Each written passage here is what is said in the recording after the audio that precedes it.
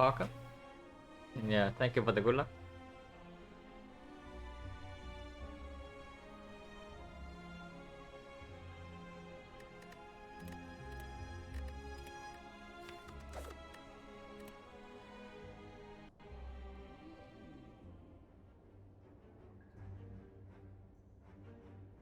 Okay. This might be a spot where what squad would be considered, depending on the path.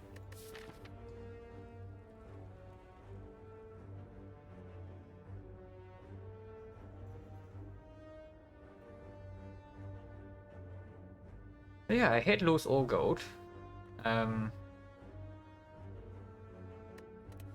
Free random potion, 50 garbage, and choose a card also really bad.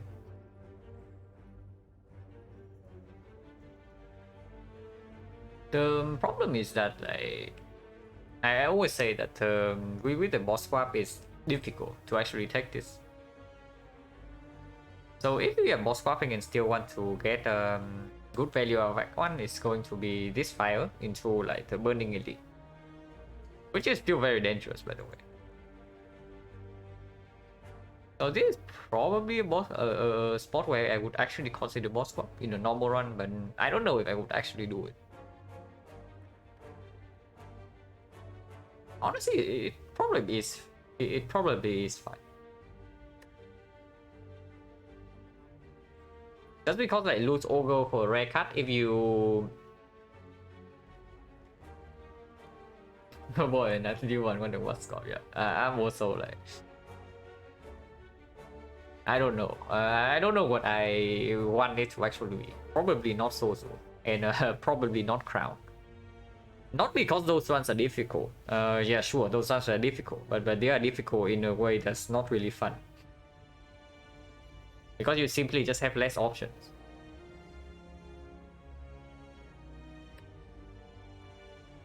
But yeah, if I take this lose Ogre for a rare card, like what is the pathing? Because the bad case scenario is that the rare card doesn't help me immediately, and I cannot take this elite, so it's going here. And then afterwards, if I cannot take this, probably I also cannot take this safely. With the boss swap, it's possible because boss swap, like honestly, the downside of the boss swap is that you lose this relic, so your draws early on in the run is like slightly worse. But as you add more cards in the deck and you can use the whatever the swap is, it's going to improve. So even if we cannot take this one, potentially we can still take the Burning Elite.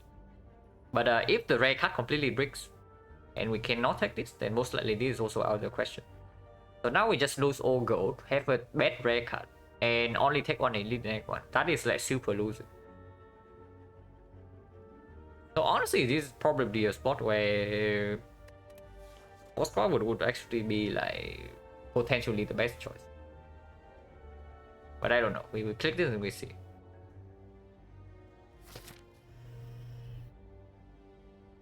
I mean, not a huge fan of this thing, but the bad thing about this thing is that after Act 1, you are going into Act 2, we probably are still looking at like an energy relic. Otherwise, we are playing Act 2 whole way fights on 3 energy without the Ring of the Snake. What's up, Drog? At the league yesterday, how did that Black Star run end? Yeah, we were very strong at the end of the run. Summer, and yeah, the Black Star run was just a win. But that's how Black Star usually goes, right? If you survive until like, Act 3. We took like 10 elites in total before Act 4. So Black Star gave us 11 bonus relics. So it removed a snake ring with nothing to show for until an elite fight. It is worse than that because the early Act 2 is going to be suffering. Unless we like pretty high roll here. 5 red forms and 2 silent runs. How do you ever lose that? Oh yeah, speaking of red forms, we actually have not seen a lot in these boss swaps. I don't know, maybe filter the spy, just filter out the red forms as well. But in 15 runs, we have only seen like 3 red forms, which is definitely below average. Like, it doesn't matter if the 50% that we saw in the 100 games was like high or not. 3 runs over 15 is definitely a low roll, considering how frequently you see the red form. But yeah, that doesn't matter. So what the hell are we doing here? I mean, with the Slaver Scholar, we probably kind of want to go here, but again, like taking early elite with the boss swap always super dangerous. Red form's kind of lacking a lot of ones. Obviously, don't need. Yeah, we like obviously even in the normal runs, like red form's nice and all, but it's not like super necessary. Because you can see from right from the stats, right? Even in the runs where we straight up do not find a red form, our win rate is still like above 70%. So it's not like you don't see red form, you instantly lose a run or anything like that. But definitely not seeing a red form is kind of a low roll. That's for sure. I mean, if we are really aggressive, we try to go here, and then this shop is probably the best thing. But I don't know. Even if we go into this shop, I am not confident that we can actually take this. And after we take this, where the hell do we go? Just lost to the other silent run. Probably still always start here first, right? And see. Because this is not happening. Actually, wait, is this happening? Now, the shop is probably not happening, right? I don't see this shop being good, like, ever. Because we... super early on. If we do not remove a card here, even if we buy a potion, it doesn't mean anything. Because our draw order is freaking awful in this fight. And if we bottom deck our cards, we just die. And immediately after that, there's another elite. And if we skip this elite, then there's also no reason to actually take this one. We might as well just take the burning elite. Because this one is probably just safer than this. Coming to bank immediately went to 80%. Yeah. I saw the I saw that run. The start of that run was like really rough, but but then you just found a red form in the whole wave fight, and then like, ended up with like 3 copies. So bank didn't even, honestly, like when you get 3 red forms in your deck, the back doesn't even matter anymore. But the start of that run was like pretty awful. But yeah, we cannot take this. If so, then maybe we can try to hopefully take this if we are being optimistic, which probably means going here in these 2 fights. And if these 2 fights drop, let's say, very good potions and card rewards are decent, we can try for this. Otherwise, we go here, take 3 fights, potentially take a 4th one, but most likely not, just because like, after the fire, there's another fight for there's an advanced hallway before the burning edit to heal our potions. This shop doesn't make any sense. It really doesn't. If the shop is like here, then sure, maybe. But the shop being here is like so limiting. Because with the boss swap, I definitely want to take card removes early on. In the shop, that is. But if we take a card remove here, we cannot buy a potion. And then like, what the hell are we doing this in this fight? Nothing, right? But not going to this shop, not removing a card also means that if we go for this, we go to no shop in this side. And we start Act 2 with all the garbage. Now that's not a very good thing. And when we have basically nothing for the whole wave fight. But this cannot make sense. I refuse to believe that this is when we are not taking this. So let's start here. Or we can also go left, but left fast is even worse. So let's not.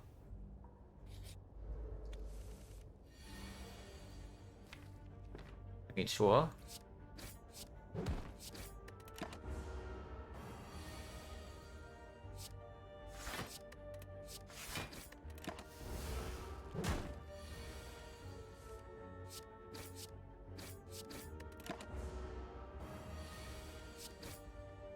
Okay, only 90% 13 goes a lot. Regen potion, I don't know, it's not exactly a good one. And yeah, here's our elite healing tab, if we would like to do that.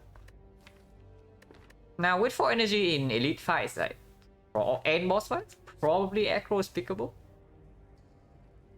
And without the of course without the starter relic, we definitely want to pick up more card draw than usual, even earlier. And this is the only card that says damage on it on floor 1, so we take the card that says damage, even though it is not super good in whole wave fights.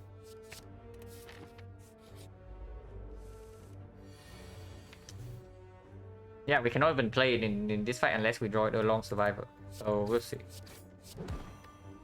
No reason to use it. Let's kill Elite, yeah. Yeah, next time we draw Eviscerate, and we cannot play it, and it's shuffle out. Unless we draw exactly into this survivor. So we'll see. This fight can hurt. Wait, now hang on a second. So we do 12 here, and we do 6 next turn. So we do total of 18, this guy's at 19 HP. Eviscerate is shuffle out.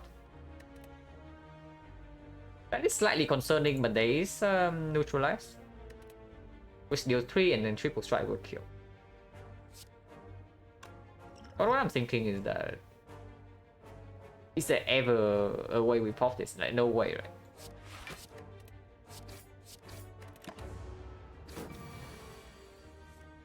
Not survivor.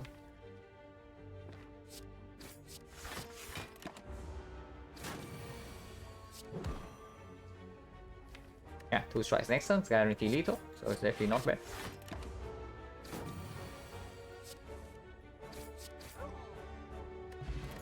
Potions of 40%, yeah, prepare with the Eviscerate. Prepare being a good upgrade target.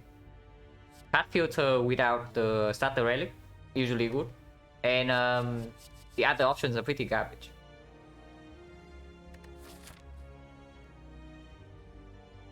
Upgrading prepare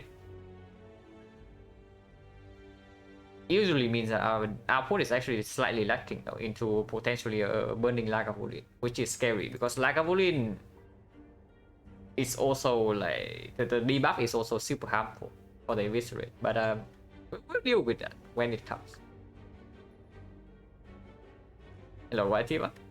Yeah, prepare is nice. It needs an upgrade though, kind of, but eventually it will be good.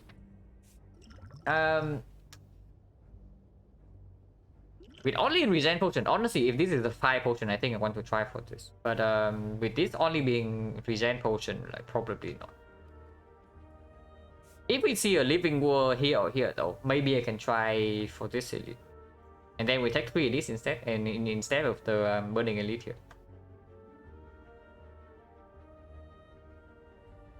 Remember, 1 run squad into tiny house to floor 0 Lexi, 5 elites. Yeah, if your first elite is not the knob, like that is definitely doable. Because like, Lexi is only just a good card. Lexi is a very good card. The only problem is that the knob exists. But yeah, this is probably not happening. At least it's not happening because I want the option to maybe opt out. Not Eviscerate. So we take 2. And 8-7 is pretty high roll, like damage wise. They are both buffing and they both have 15 HP, so which one we target doesn't really matter. This one's slightly better, I guess.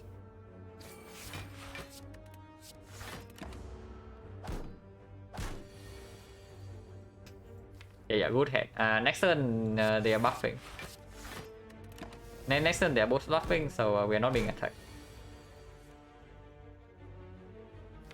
One strike will be lethal on this guy next turn.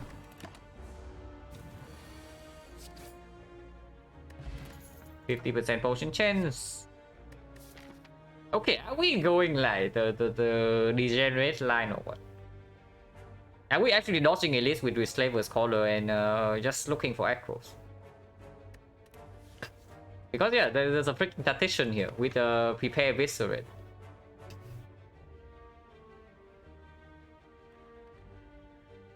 Now that is super weird.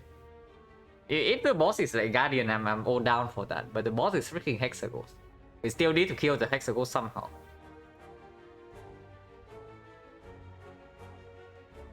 And I don't know, this is another card that doesn't really do anything right now. The energy doesn't even play with in elite fights.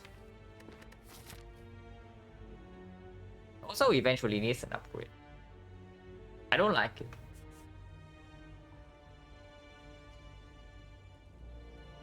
Yeah, I don't like it at all. I don't like picking it up before I see the echo. Of course, after I see the echo, I'm going to like frantically look for this, and then it never shows up again. But how about deadly poison? It's just bad, right? Even though it's freaking hexagons, and we do have to prepare to cycle. Need an upgrade before it's actually relevant in the hexagons fight. And let's say we upgrade prepared here, we take this elite into this elite. The next upgrade is here. Surely we would find something like better to upgrade by this point than freaking deadly poison. And deadly poison minus being carried through like all of these fights, it's just going to be a burden.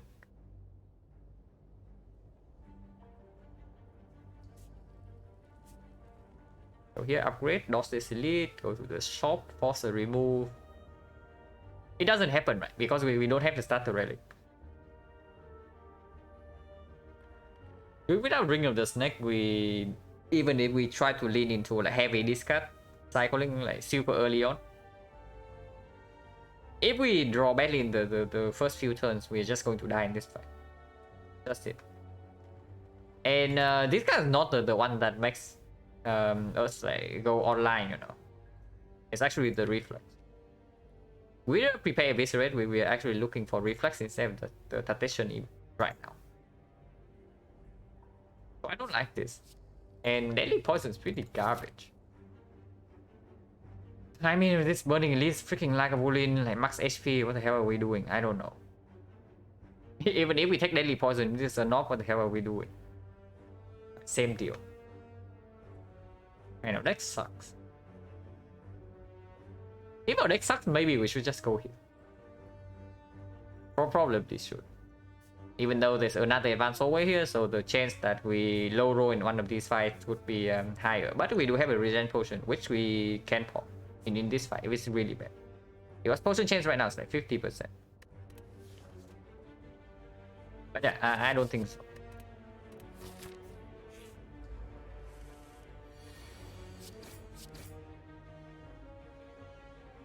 How bad is this fight?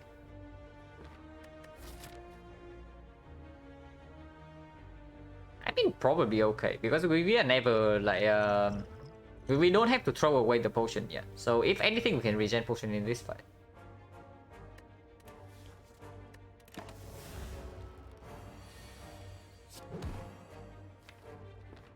Like 7. And epic. Next turn we prepare to discount the eviscerate, and the eviscerate is also shuffle out of the deck. So a perfect draw order for us here. By perfect, I mean really bad, but what can we do, right? Maybe I don't even play Eviscerate, because playing Eviscerate right now, and this is like 27 damage, it splits at 25 with Eviscerate being shuffled out of the deck. Not exactly what I want. But it's the same next turn, right? Because this guy's attacking for like 18 next turn. So let's say I just strike here and pass. The most damage I can deal next turn is like 21, unless this also lines up. And then the split is exactly going to be the same. Oh yeah, I guess we just take the split.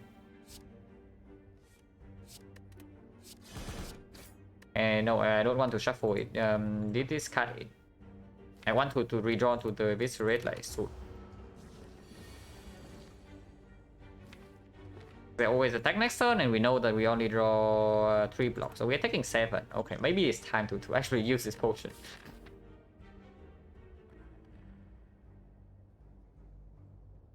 Because here's the thing, with the let's say we heal 15 from this, and we go to like 63, and we take at least we take 7 next turn. This turn we are taking 0 if we want to. 41, 56, we lose 10. I mean, if this is a healing event, then we are slightly sad. Maybe we can still take this. I'm just afraid that we lose too much HP here and then suddenly this event is life loss. And if we take the life loss, we can like immediately die on turn 1 in this fight. That is the scenario I'm scared of right now. Probably doesn't happen very often, but it can happen. But yeah, if we use regen now and this is a healing event, we're like super set. Probably can still hold and then just accept the damage next turn.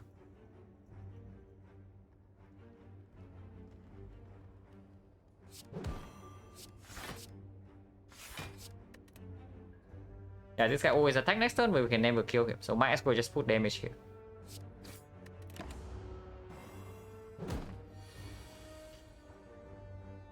Okay, super rule. We're taking 17. This guy never attacks next turn though, because he attacked 2 turns in a row already. So is it actually time to actually put 2 strikes here? Because this guy can attack again. Complete nonsense, like, because honestly, even without the frail, we can actually block this. When it's alone. Still no reason to potion. I mean, yeah, can also be like bonfire spirits. They both attack next turn, and we draw 3 block cards already. So yeah, super epic. -10. Udo Slaver's Collar.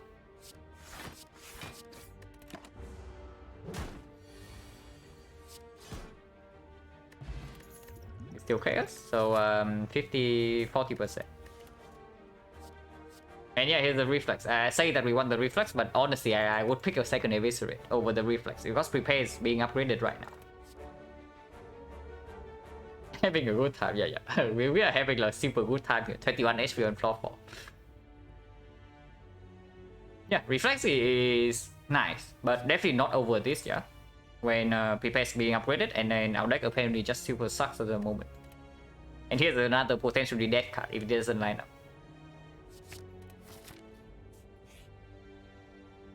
Okay, this is totally not a healing event, and we 275 go and just dodge both of these. That's also possible, but I don't know, because like removes are more important when you boss swaps already. So taking this is a net positive of I don't know, maybe 100 go, but it puts us behind on the card remove, which is extremely dangerous in the actual hallway fights, and it immediately makes both our eviscerate worse because we want to line up with the prepare. So I don't think so, because ideally the pathing in this deck doesn't even go through this shot.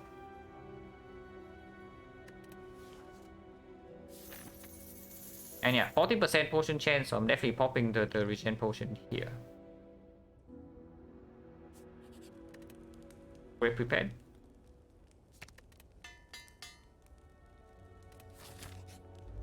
Yeah, this is exactly what I was scared about. We're scared of a fight where I can instantly die on turn 1. Now, this is not a combination that kills me on turn 1. But on turn 3, no, that's a different story. Yeah, it's just a visual bug. Like because this card was discounted the last time I played it. So right now in the when we look at the deck, it shows us it being discounted. Like if it was still in the previous fight, it would show that this being this would show us 2 costs because it was discounted. But yeah, we definitely eventually stole this guy. So regen potion. And where does this eviscerate go? It has to be Fat Gremlin, yeah? I mean, leaving this guy alive is so freaking annoying. But if we don't kill the Fat Gremlin now, we just die to this guy on turn 3. And that cannot happen. So we have to kill this guy and take 2 immediately. I don't know. Next turn, potentially we take more. If the prepare line up with the eviscerate, then maybe we take less. But we'll see. This potion is not popular. This potion can be used.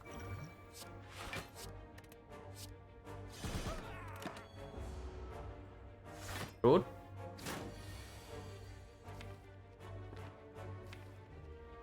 Okay, if this doesn't hit eviscerate, I am like super freaking scared. Okay, because this next turn this guy attacks for 30. Oh my god. Okay, well, so about this Distill Chaos. About this Distill Chaos. And yeah, here's the problem, right? This guy also has 22 HP and not 21. So let's say we try to kill the Shield Gremlin right now. Next turn we draw to this, it doesn't even kill the wizard. So we just get dragged. And then of course the shield goes on the wizard, so we cannot even soften him up right now.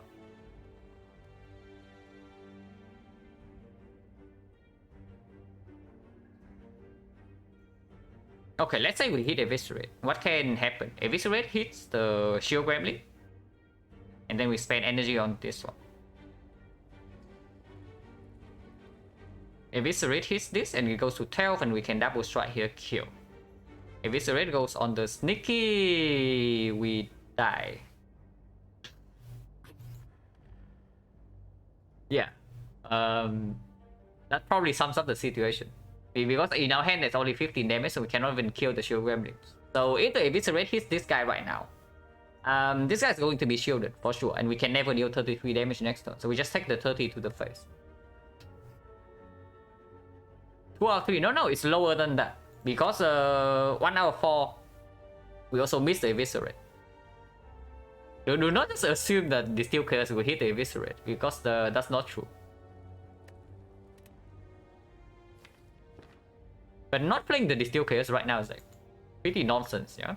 Because we know that we draw into this next turn, so Distill Chaos cannot hit this Eviscerate for once. But it can, I guess next turn it can hit Prepared or Survivor.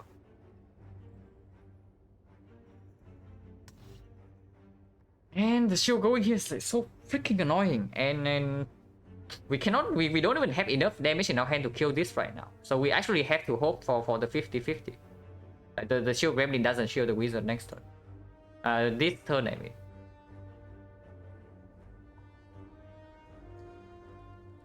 We are 4 to our 3, 50%. Yeah, 50% only. It's not that high. And I guess if we use the Distill Chaos next turn, maybe sometimes we can also block the 30. I know we will never fully block the 30, but we can like block a little bit. Because if we use this turn and miss, then next turn we just straight up die.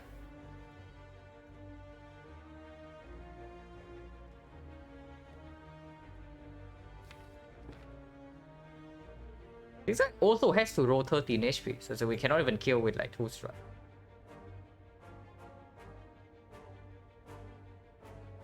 But if we kill Sneaky Gremlin before popping potion, then if you miss the Eviscerate,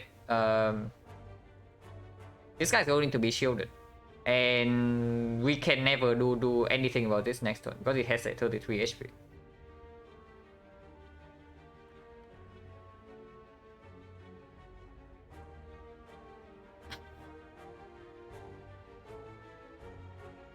Even if we hit the Eviscerate, right, you see the problem. If we commit 15 damage here, even if we hit the Eviscerate, if the Eviscerate hits this guy, it's only 21 damage, so it's minus 10 through the 11.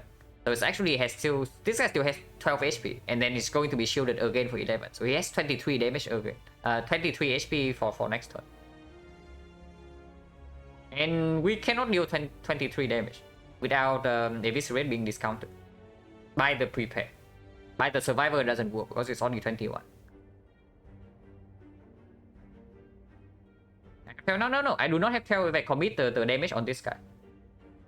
I'm replying to the suggestion that we spend damage on the Sneaky right now before playing this Distill Chaos to have a higher chance of hitting Eviscerate on a wood target. I'm saying that right now, like if we commit our energy, our attacks on this guy, then Eviscerate hitting the wizard is not even a good thing. And yeah, same thing. Eviscerate hitting the Shield Gremlin. What the hell do we want to do? This guy has 22 HP and Eviscerate deals 21.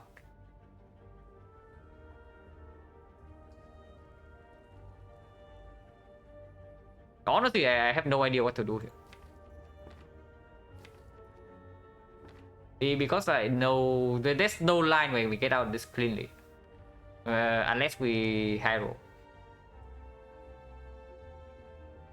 There is no line where we get out this cleanly. Okay, so worst case scenario is that if we use the distill case right now and we completely fail. So next turn we face 30 and we maybe we block for 5. We take 25. Okay, we don't die, but the turn after that we probably die.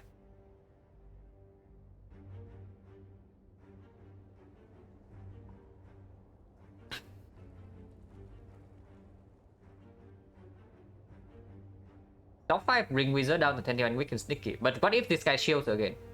50% of the time this guy shields the wizard again, and then what do you do? There is no line that has higher than 50% chance of like not verse getting out of this fight, not getting completely right.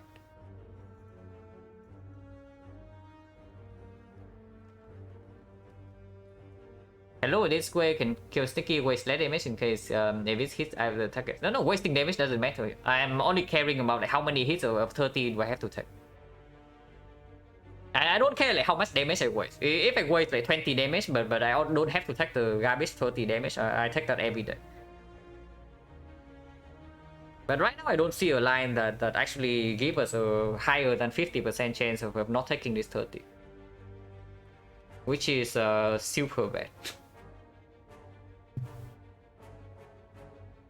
But if we are committed to taking the 30 either way, then it has to be...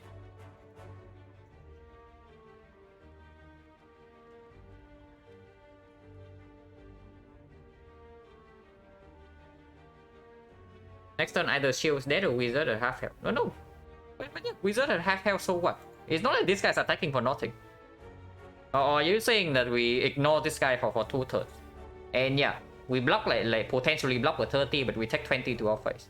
And we don't always block the 30, by the way. Because even when this guy is half health, if he gets shielded again, he's going to be at above our kill range. That's the bad thing about this, right? Because this guy has exactly 22 HP. That is the most awful thing about this.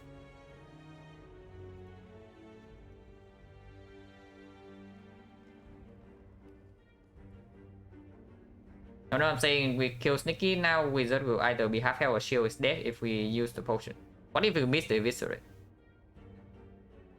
And here's the thing, right? I talk about this like right at the start.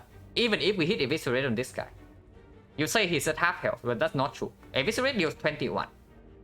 So he takes 10 damage. So he goes to 12. He goes to 12 out of 22. And then do you see how bad that is? Because yeah, he gets shielded again for 11. So we can never kill through this like half health. It doesn't happen because when the sticky is dead, this guy always shield the wizard. And then what the hell do you do next turn? That is also a losing line. And then that's the problem. That's not the fault within the line. I'm saying that the potion misses a bit. No. What I am saying is that even if the potion hits the eviscerate on the wizard, we are still dying. That is what I'm saying here. So the percentage that the line where we kill the sticky first and then potion works out is extremely low. Is eviscerate? There is a strike. But now we are even reaching further. Because the potion is not even guaranteed to hit eviscerate, and now you want to also hit the strike and also on a wood target. Because the strike can also happen before the eviscerate, you know, on the same target. Like let's say the strike goes here and then eviscerate also goes here. That can happen. What I am thinking is that I'm actually just saving this for next turn. Because first of all, there's another eviscerate in our deck, which this can hit. If it hits a prepared, it discounts this eviscerate by 2. If it hits block, we can maybe block in against this 30.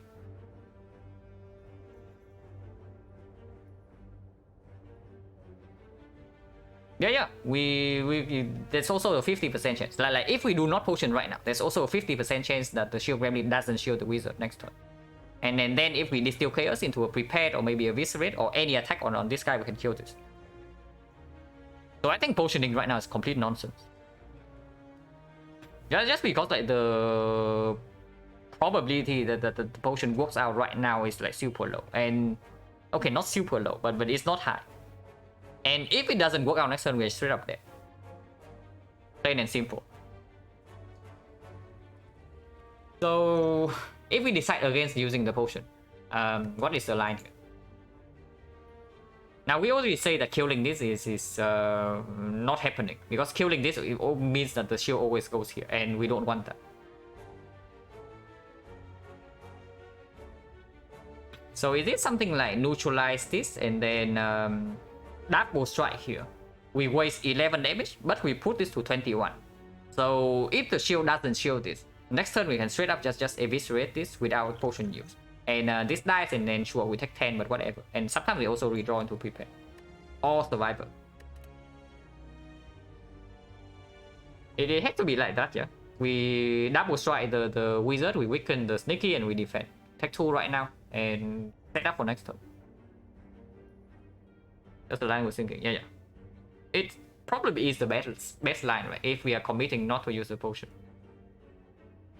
This turn at least. If next turn our draw is ugly, and 21 is like insanely better than 22. That's definitely true. If that's the case, then these are the cards we play. Yeah, we cannot double defend and double strike, so it has to be this.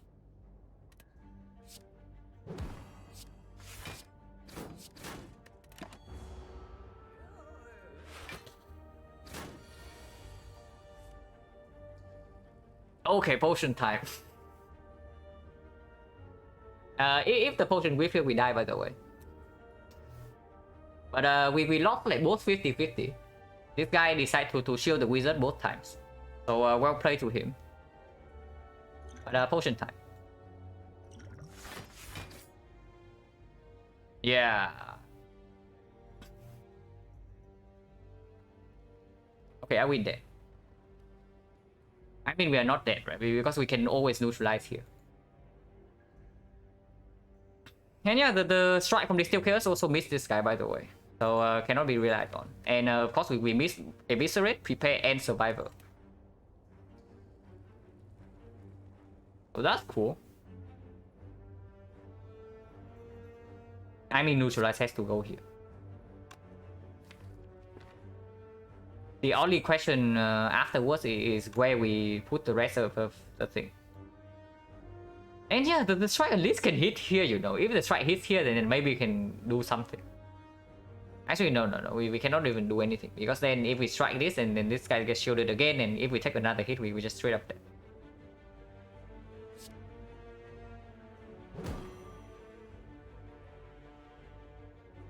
So yeah, next turn we can most likely draw into Prepare Eviscerate.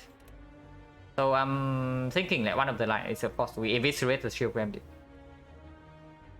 And take 32.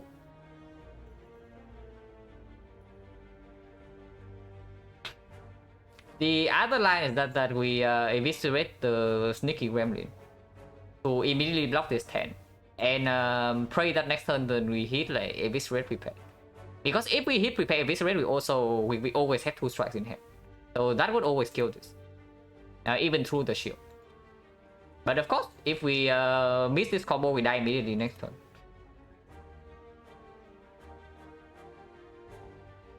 But the difference is 10 HP.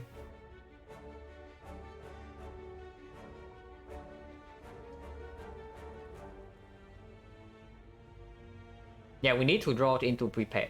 If that's the case. So it's like 5 out of 8. And then there's 1 out of 8 that we missed the eviscerate as well. So it's 3 out of 8 to not draw the it's 3 out of 8 to not draw the prepare, and then another 5 out of 64 to miss the eviscerate as well.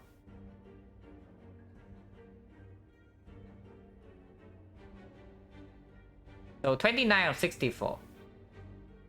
Almost 50%. That the line doesn't work out. Okay.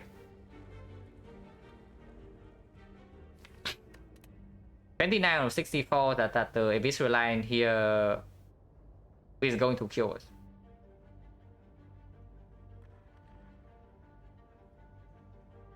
If I kill shield, I have to kill both. Not really. I can also draw into survivor eviscerate. Survivor would also work in that case. So prepare Eviscerate will work, Survivor Eviscerate also will work. And how much HP do I have actually? It's like +5, right? So it's actually 41. We take 32 right now, so I only have 9 next turn. Yeah, I have to kill this next turn as well.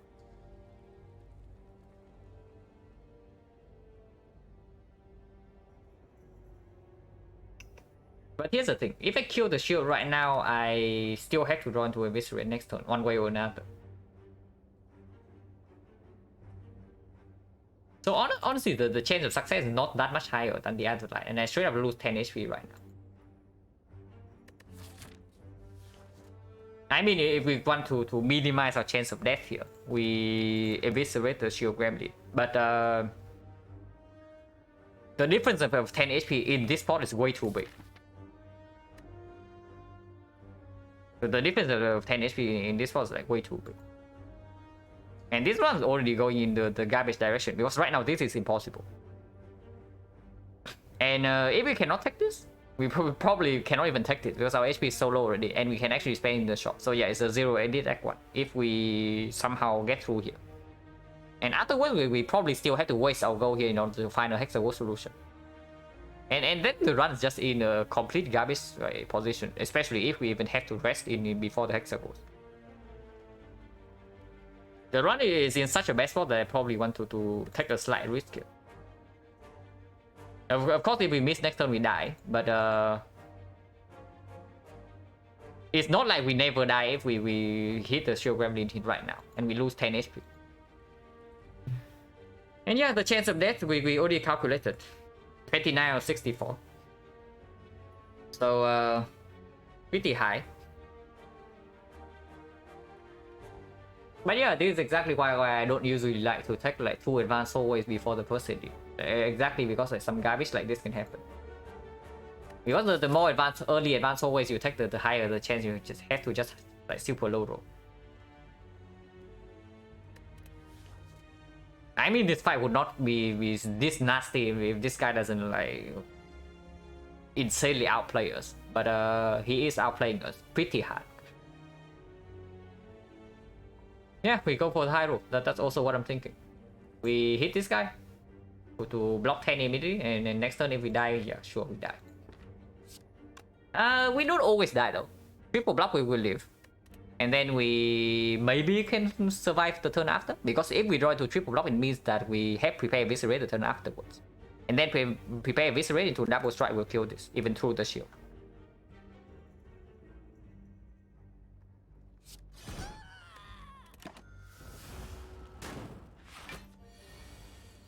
Yeah. Yeah, nice try, but we live today. I mean, I say we live today, we still need to block 8 from this guy. Every turn. But for now, we live.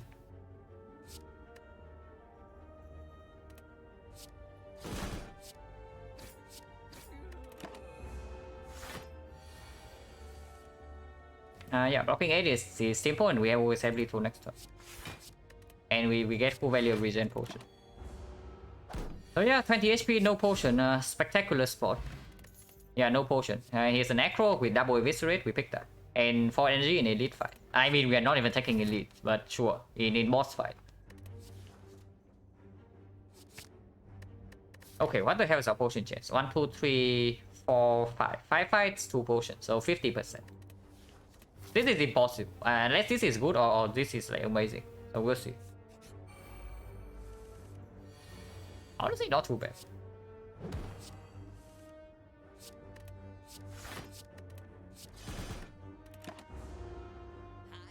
Never footwork? No. Never footwork in this spot. Absolutely not. Because footwork doesn't... Footwork is not an answer for the hexagon. You see it right here, right? What's happening here is that most likely we are taking 0 elite in Act 1. So we don't even have relic support for this fight. So if that was happened, it means that we actually need to pump up on our damage. And footwork is like nothing. Footwork is definitely not damaged. And our initial draw is already bad enough. You see, because we boss swap, we lose our starter relic, and we have like 10 base cast still. And yeah, in boss fight and elite fights we have energy, so the draw from here also like completely plays.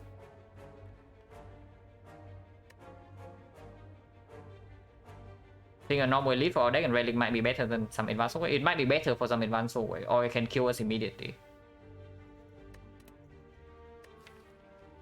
Because honestly, I don't think we have enough damage for the knock, even with double eviscerate. Okay, eviscerate is not here. I definitely want to strike once because this guy can attack again next turn. And we were only taking 1 damage. If this guy attacks again next turn, I would definitely like to kill him.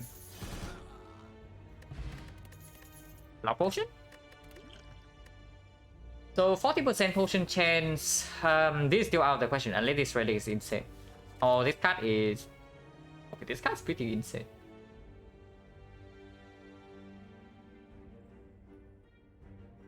It's definitely better than the Echo, right? Even though the Echo is pretty freaking good in this case. Echo is like super freaking good in this case, but it cannot be better than this when we are like super scared of dying to Hexagon. Good relic? I mean, yeah, it's a good relic, but it doesn't do anything for us here, so this is probably still out of the question. I had a focus trick on Silent Boss, I'm tired now. Good job, man. Great job, great job. We're checking on A20H, on Silent when you are still like picking up new things can be like super tough. Not saying that I'm not picking up new things, because if I'm no longer picking up new things, then I probably just stop playing this game. But honestly, I would say that if you want to work on consistency, then Silent is probably the second hardest character to get to a decent baseline level. I would say the defect is probably harder than Silent.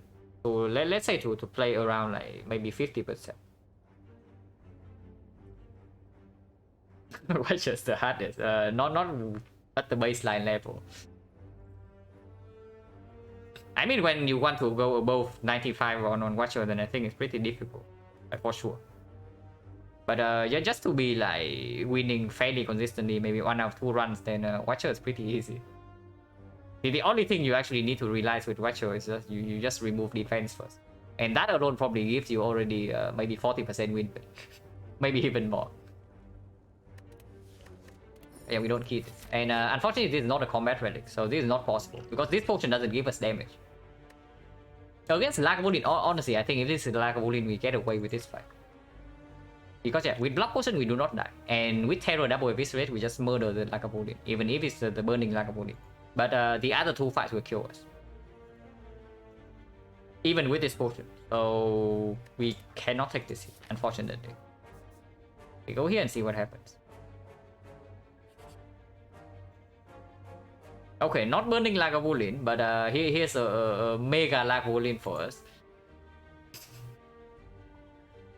And yeah, this fight is way different from a normal Lagavulin, because we do not even have time to set up our terror. And yeah, you also see it, right? Debuff on turn 1 means that these cards are pretty bad. I mean, I guess we accept a death flaw, but yeah, this one's not going very well. If you have not spotted it already. Burning Lagavulin, no, this is like way harder than a burning Lagavulin. If you say that this burning elite is Lagavulin, I take this every single day over this.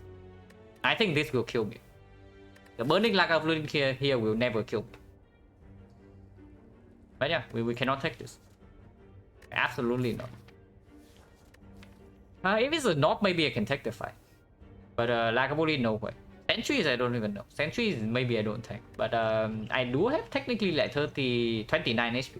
It's only 29 because this potion usually only box for 10 in the Sentries fight.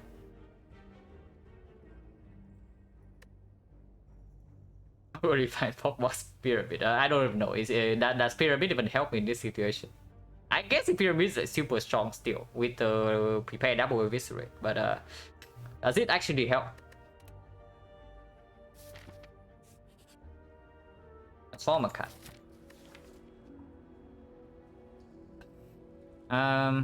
Strike or defense? Usually the first transform I want, the first transform slash remove I want to do on silent is usually always the defense. Is it still true in this point? Now strikes are better with the terror, but I don't even want to play strike. I want to play echo into my freaking eviscerates. And yeah, 5 strikes open up like bias trade. I mean, not a super big reason, but it's possible. If the transform is good, I want to go here though. But and then yeah, if I want to go here, I probably should transform on defense in case this is a knock.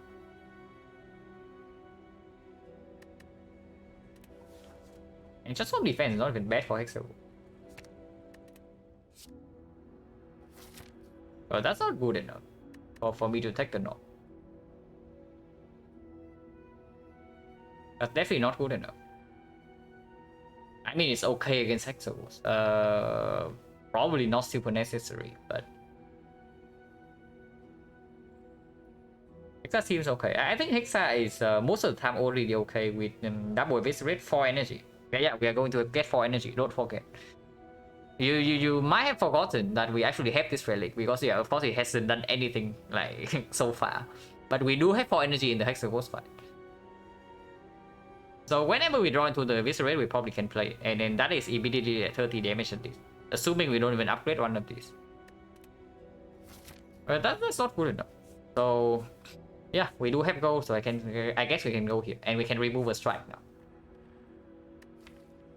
And yeah, this technically exhausts. So that's 1 remove already. Have 2 removes. And yeah, we have acro, prepare, and whatnot now. And so any reflex pickable? Partition, if it comes back, sure. Also a good thing we did not pick up the freaking partition. Like just imagine we pick up the partition earlier before we run into the Gremlin gang fight. What would happen in that fight if we also have a curse? Probably not very good things. But yeah, we go 11 take 0 D. And yeah, this is exactly what this relic does for you. The quote-unquote no downside relic. Complete trash. As always.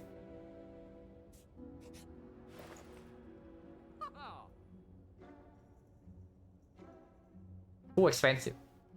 I would love to afford both apotheosis and count gamble, but not possible here. If I take apotheosis, I also cannot take the card remove. But apotheosis is really freaking strong, yeah, when we are leaning towards this card. And that is the only upgrade we need to make. See, because right now we would like to upgrade a lot of cards. Like this card, this card, this card, this card, potentially this. Just Gamble? Gamble is not stronger than this. Especially since we are behind. You see, right? We basically have 0 relic at the moment, going into Act 2. So do you think you're killing Act 2 elites with 0 relics? Yeah, probably not, yeah. So this one's going to be insanely behind relics, and if that is the case, so how do you win? Yeah, you win 2 cards. And if you want to win 2 cards, then there's not a lot of options better than this thing. You see, because the reason I'm looking at this right now is that I'm thinking that we also have to dodge elites in Act 2. And if we are not fighting elites in either acts, then we need this. I mean, of course, we can also take gamble, but here's the thing. Taking the cow gamble doesn't make us like super strong immediately. We still need to find at least a reflex. And then get a few more card removes. And afterwards, yeah, we are near infinite afterwards. But before that, we are super weak. And every Act 2 hallway fight just destroy us right now.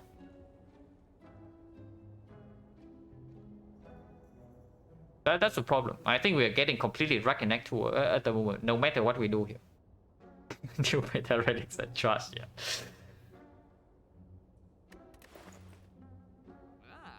Man, I would love to take like a Portuguese card remove, but it's fine. We find Pbox anyway, right? It's not like Pbox is like super good, but if the Pbox is decent, we probably just go infinite on the spot. No relics needed.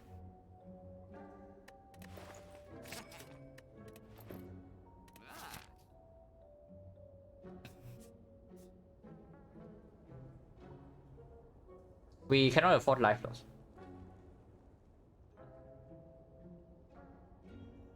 We saw the adventure already, but we cannot afford life loss. Ever. That is a very good spot. A very good spot, really. When we have like one non-combat relic in that one. We still need to draw into this, you know. It's not like we magically have this in our hand and we have like 9 base cards. Without the +2 draw.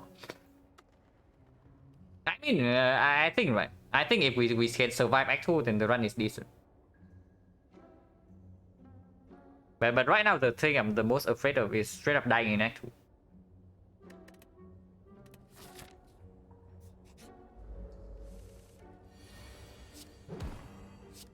Not done.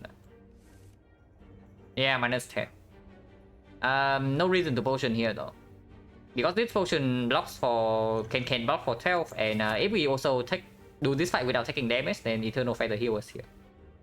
And this potion is better into Hexaghost anyway.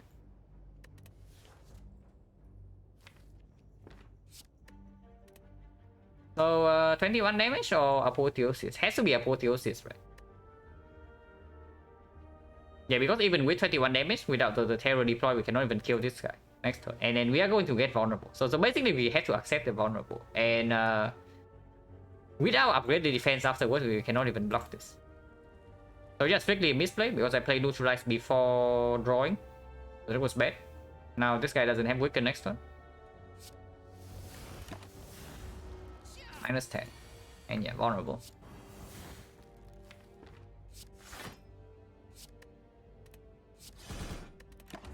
That is a lot of damage. Energy potion. 1, 2, 3, 4, 5.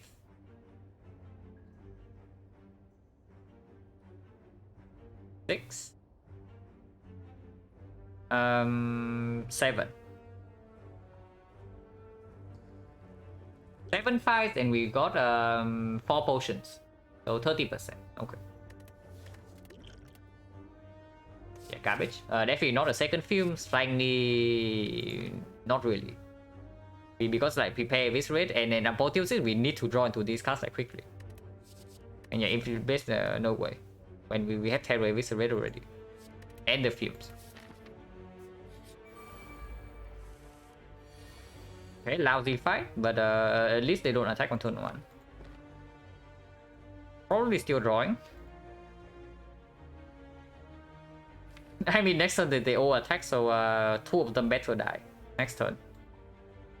At least 2. But they still need to actually get the block off on all 3.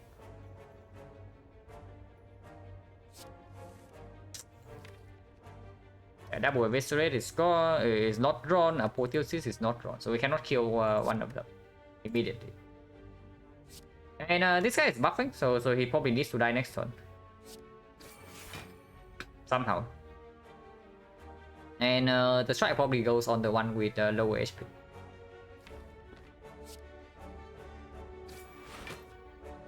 Energy potion right here doesn't make sense.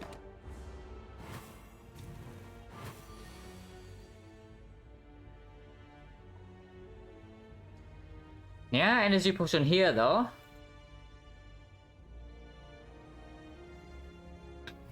Energy potion here seems pretty decent. We can do Apotheosis, Survivor Eviscerate, and take 4.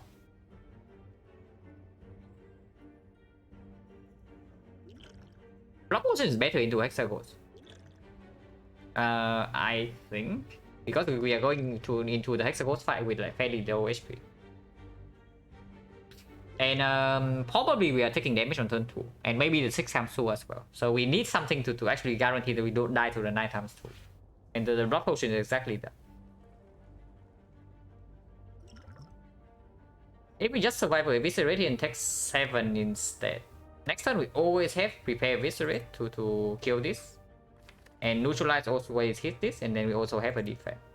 Okay, no, we can bottom deck the prepare. Yeah, 1 out of 6 we bottom deck the prepare, then disaster happened.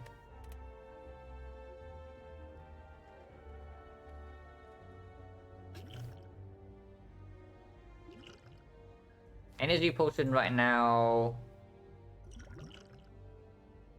This only deals 6. Strike plus one only deals 6. Yeah, not like we have the energy to play it anyway, so it doesn't matter.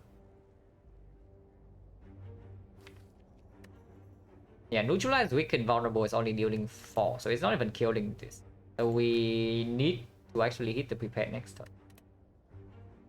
If we don't hit the prepare next turn, okay, so let's say we energy potion right now and do yeah, terror plus strike is also on only 6 damage here, so we cannot even ignore the apotheosis. And we can do like survivor eviscerate kill this, and then terror strike kill this, but terror strike doesn't kill this, unfortunately. So energy potion, apotheosis, survivor, strike, and eviscerate kill this, and we take 4. We go to 5. Terror goes wherever, probably here. And next turn we bottom deck the prepare. So we go to 5 HP. This guy attacks for 7. This guy attacks for 8 again. We block for 8. And we weakens for 2. So we exactly die next turn if both of them attack. And we bottom deck the prepare. So we would also be forced to use the block potion. So 1 out of 6. If we pop the energy potion right now, 1 out of 6 of the time, we still have to block potion next turn.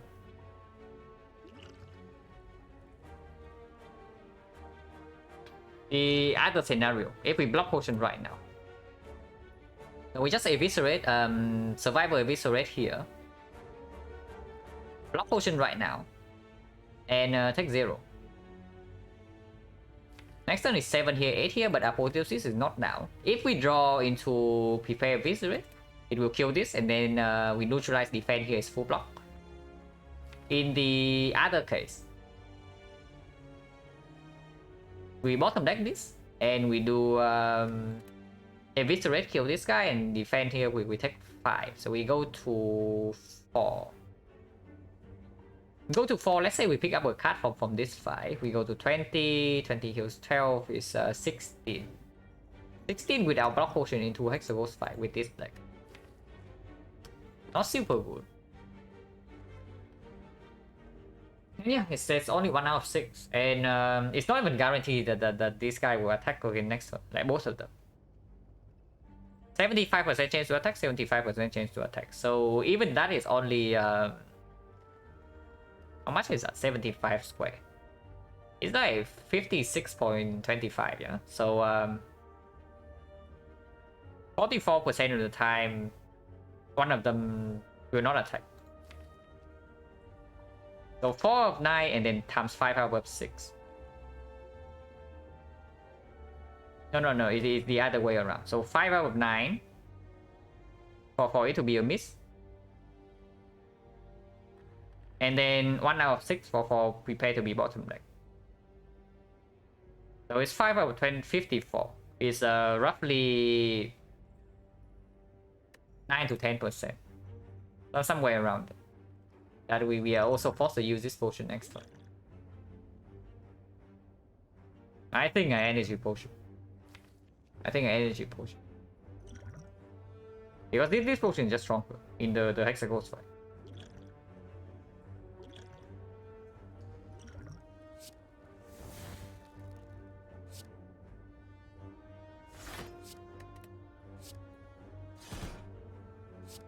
Goes here because even if this goes here, the neutralize doesn't kill.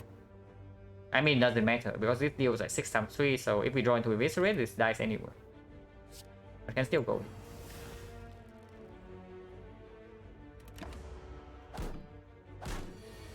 Yeah, they don't even attack, and we draw eviscerate regardless.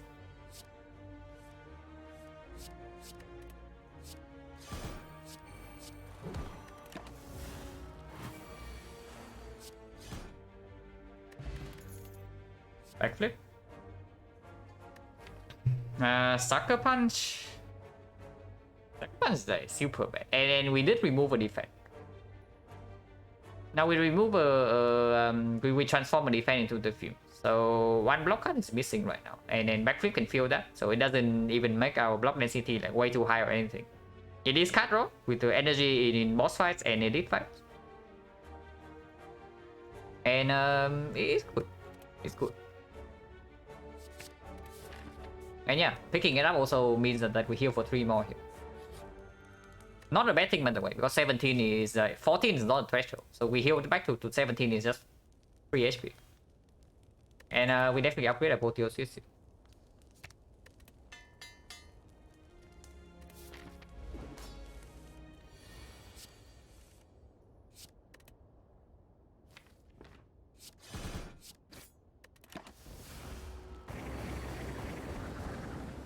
Draw first. I don't want to play either Terror or the Fuse before seeing potential Apotheosis. Yeah, we can also again backflip.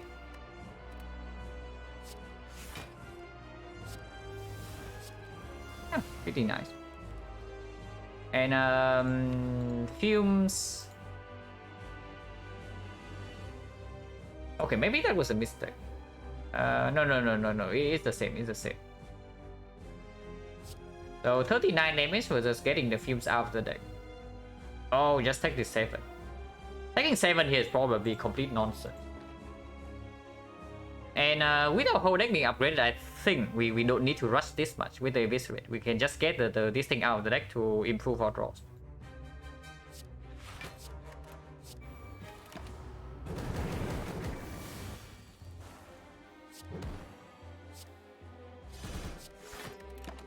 And 4 energy actually quite good, yeah?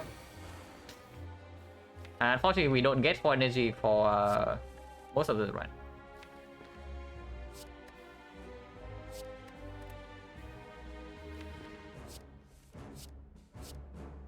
Yeah, shuffle out the garbage. Do this and then backflip.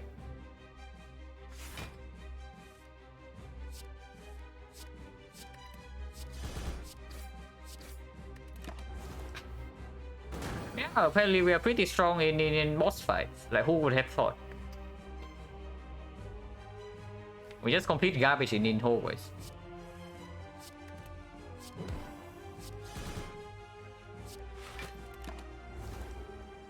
Imagine if we could fight elite. We are not super good in elite fights.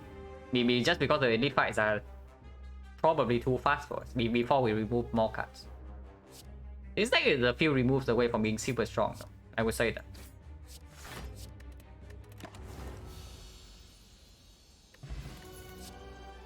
Complete garbage.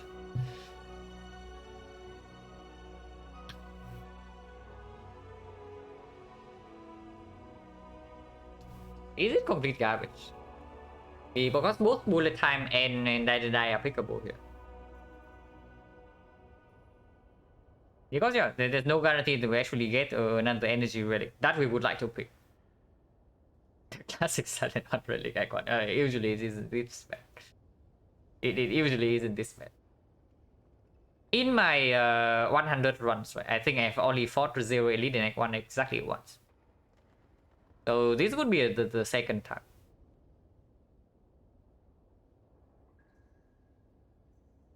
Yeah, that's not the garbage, not what I hope for. Yeah, exactly. It does slow down the Apotheosis draw though, and you see what happens after Apotheosis is down. Yeah, we are really strong afterwards. So do we really need the AoE front load? Have an energy relic and a sustain relic, yeah. It's just not good, right? But now bullet time on the other hand. Bullet time is really interesting though.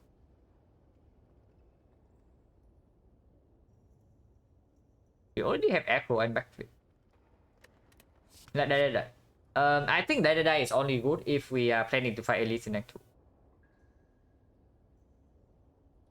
Yeah, it's good against levels and good against remnants, but that's exactly it.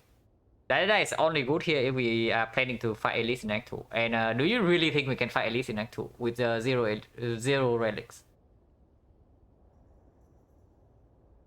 We do not have a single relic at the moment. Okay, sure, we have on energy, but that's it. No other thing. And imagine you run into the slaver slide and you draw some garbage based card and your apotheosis is at the bottom of the deck. We die immediately, right? Die or not. Maybe die is saying that we die and not for the 3 slavers. Just drop prepare aggro that word misery. Yeah. We can also like bottle apotheosis at some point.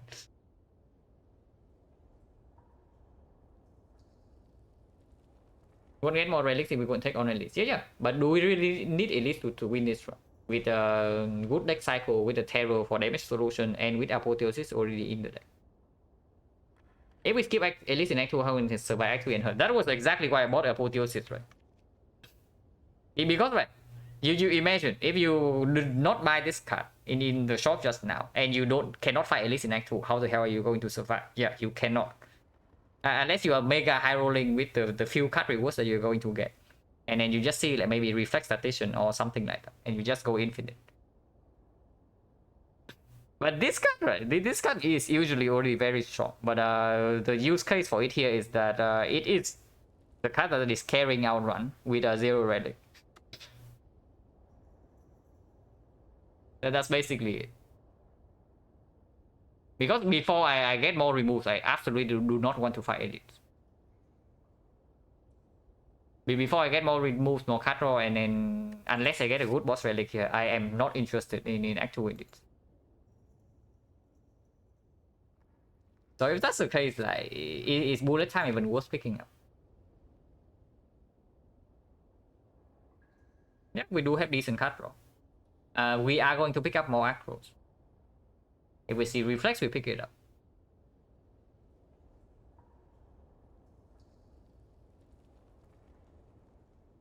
Haven't seen GDQ Hades Ray, not interested in it. I watch a little bit, but I don't follow Hades that closely anymore. Now that I stopped playing the game.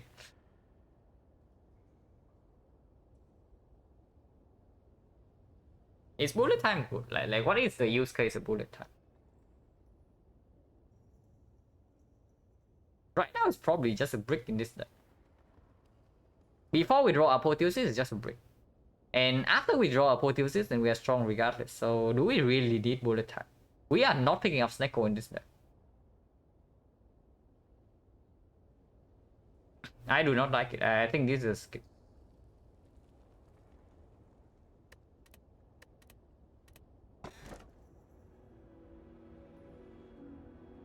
Okay, very strong relics. Which one do we pick here? Okay, not Ectoplasm. That is like super clear. But the other two is pretty tough, yeah?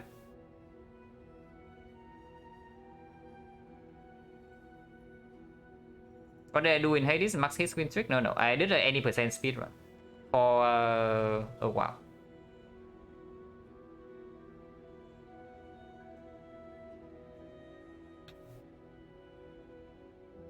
Yeah, Fusion Hammer is a super free energy with Apotheosis plus in our deck.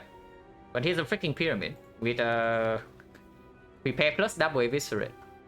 Do you really say no to the pyramid? Especially if we are trying to dodge elites regardless. Hammer lets us go for elite? No. Hammer doesn't let us do anything. The thing that lets us go for elite is card remove. If we are trying to play this run while avoiding elites, then pyramid is even better. Because yeah, this relic is like super omega greedy. I mean, it's not that greedy because it's strong immediately. But the longer you survive in the run, the stronger it is. And honestly, right, with this kind of deck and the pyramid, we are honestly one piercing whale away from like just beating Act 3. And then potentially you can solo Act 4 with potions. I click the freaking pyramid here and just dodge the... Just see what happens in Act 2. We can still trade for bites. With 5 strikes in the deck.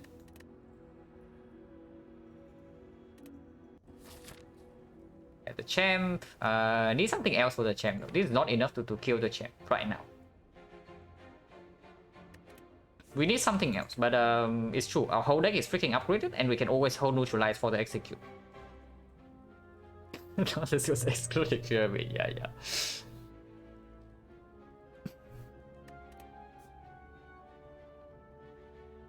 Now we cannot do a lot of things in the shop, but I do want to take a card remove.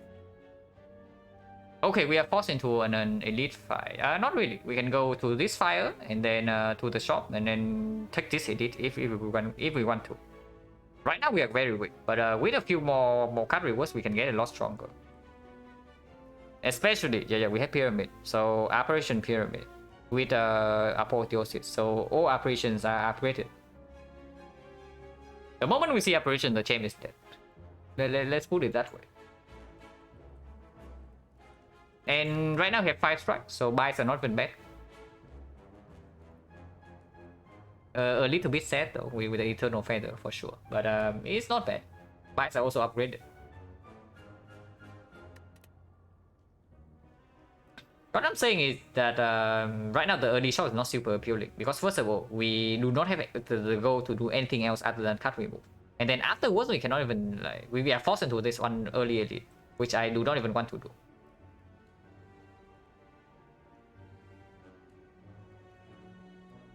Crossing fingers for bottle lightning. I don't even know. Is bottle lightning the best rally we can see? Is it better than something like gambling chip? I mean, maybe it is, but there are a lot of good things we can see here.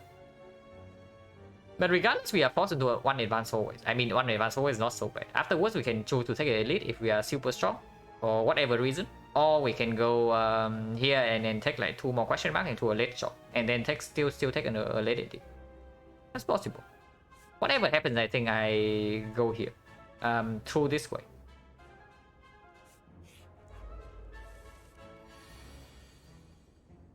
Yeah, you want to go to elite with fusion hammer. Yeah, just imagine you draw something like this in the slavers fight with 5 energy. Yeah, 5 energy in hand. Yeah. This is why I say that like before I remove more cards, I do not want to fight elite. Okay, exactly because of this. We don't need too many defense in hand, but we also don't need to get rid of too many defense.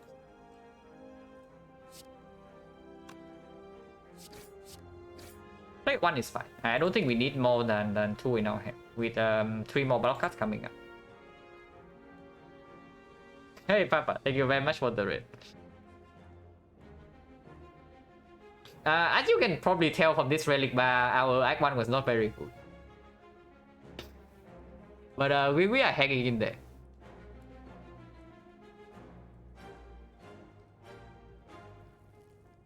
Go infinite. Yeah, honestly, that's the plan right now.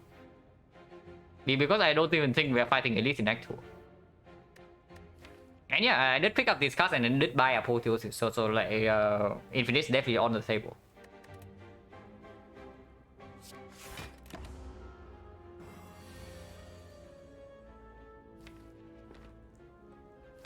Don't want to play this before Apotheosis and before Terror, but we are Awaken next turn. Seems legitimate, but yeah, definitely. Because right now, like everything we lead can kill us. Need to see Tactician Reflex seems that way. Honestly, even if we don't see Tactician Reflex, I think we are a few card removes away from just being super strong. Regardless, in boss fights at least. In the fast hallway fights and then in the elite fights, and maybe not so much.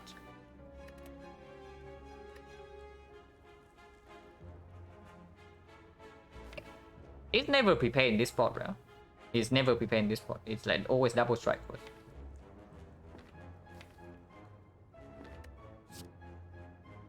Do I play this defense? Probably not.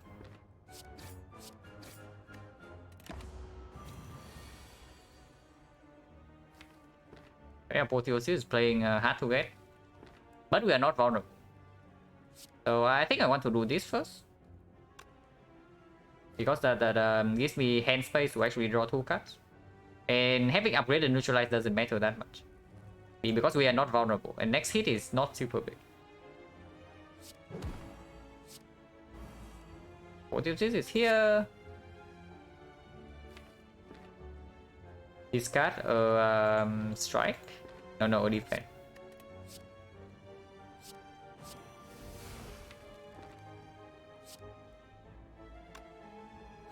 Yeah, Daisy is in the deck, but we have Pyramid.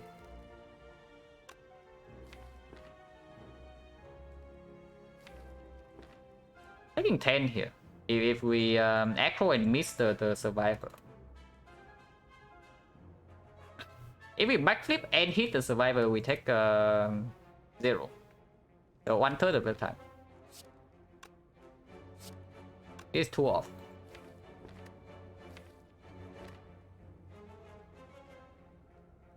Yeah, aggro into double eviscerate strike is like 2 damage off. We need to play this eventually. We don't get away, we will not playing this. But might as well try for this first, yeah? Okay, easy every time. Of course, we discard Ascender Smith.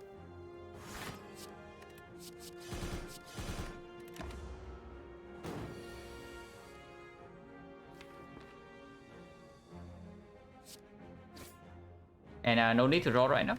We always have a kill next turn.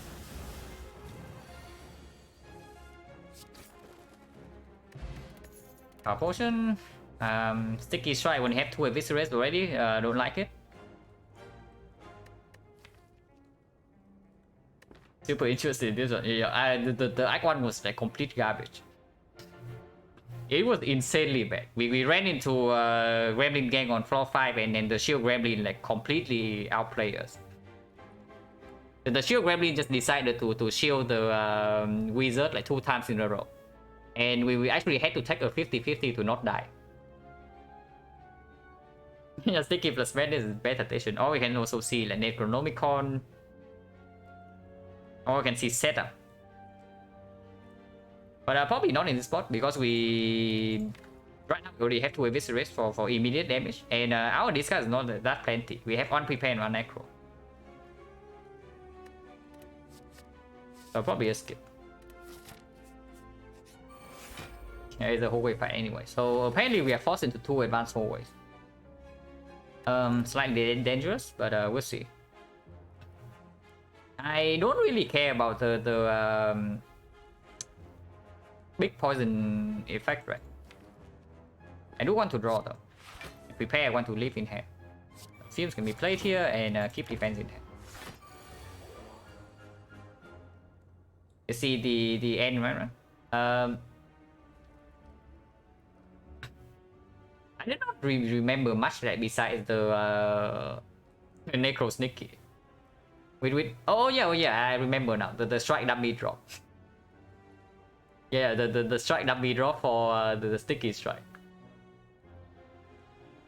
Artifact from Artifact from Films is relevant. But the thing I don't care about is the upgraded poison. So I play the Fumes without the Apotheosis.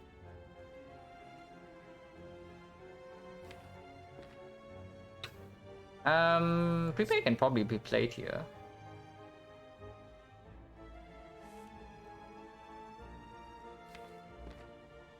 And I think Weakness is stronger than Terror, yeah? I think Weakness is stronger than Terror.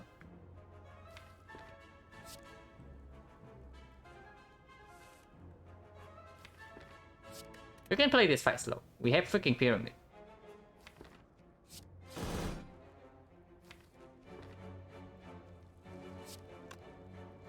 So this guy weakens to 16. 16, 8 blocks for 6, and this is 11 block for 8. So if we do this next turn, we have full block in hand. No, we don't. We can only block with 2 cards, so it's like Survivor plus Defense, we take 2 damage. Playing triple defense is completely... No, what am I talking about? We only have 2 energy. So regardless, we take 1 here and we take 2 next turn.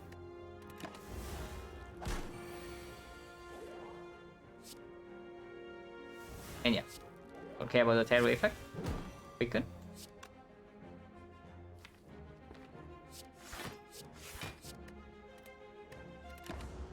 We can block through the field, and then after the field runs out, this guy is not a threat with our whole deck being upgraded.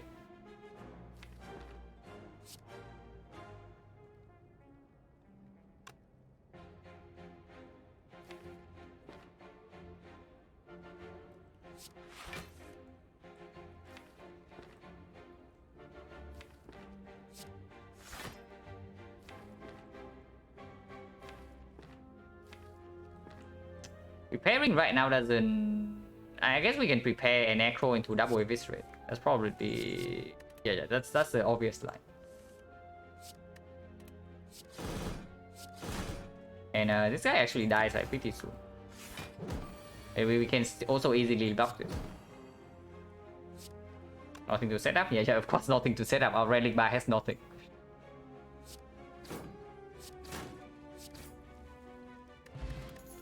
40% complete garbage. And well, I even especially made with the pyramid now.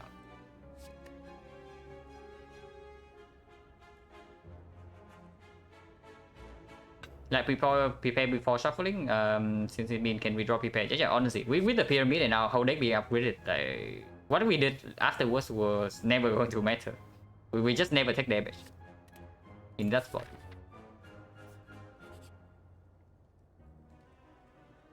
Ritual Dagger Plus with the Runic Pyramid.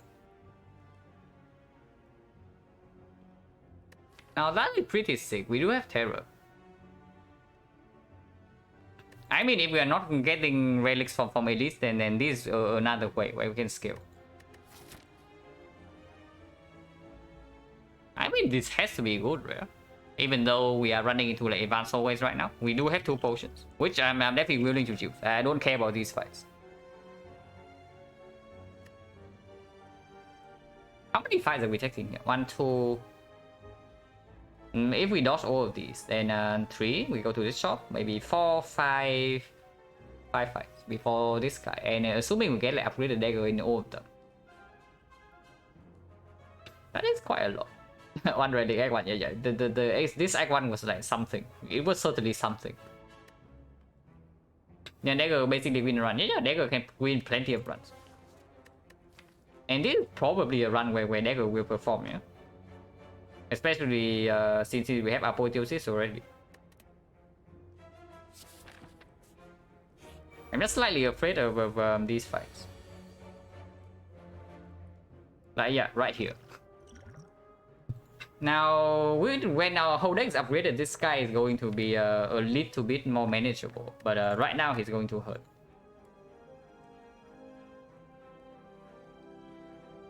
Just triple block and take 9.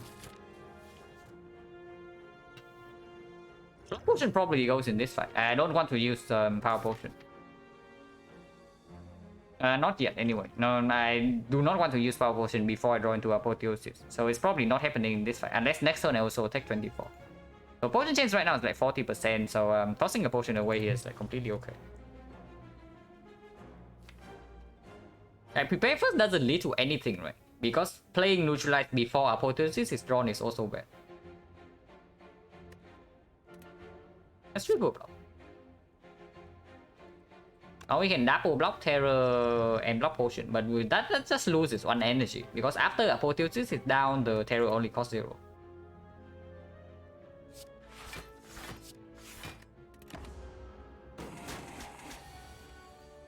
That guy's not even attacking. Here we can prepare, because if it's is in our hand already. So yeah, we cannot spend our energy otherwise in this turn, so let's just do this. And I don't care about the fumes being upgraded. Not drawing Apotheosis yet is like super bad, because we also bottom deck our block cards. So yeah, this is the block potion turn, most likely.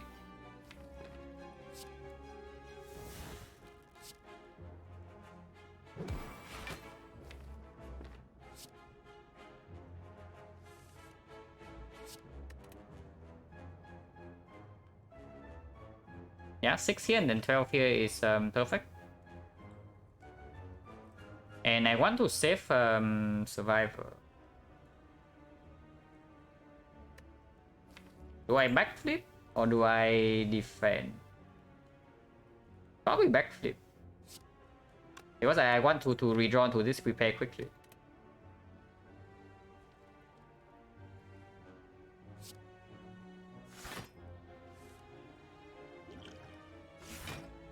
Actually, no. I mean, doesn't matter. The next off turn we are killing this anyway. And then this turn we just block triple block.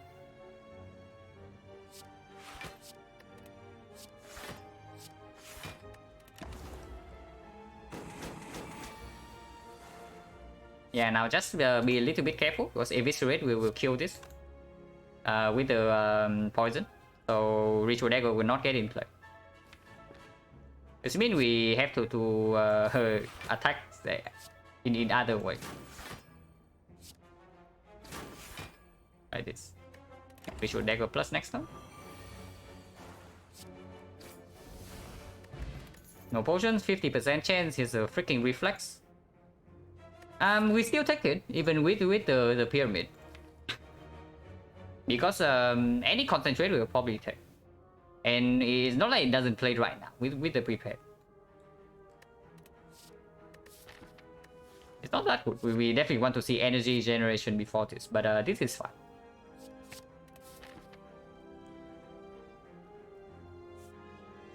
Yeah, reflex is good. I definitely prefer to see a tactician in this spot, but reflex is fine. It's one of the piece. Oh.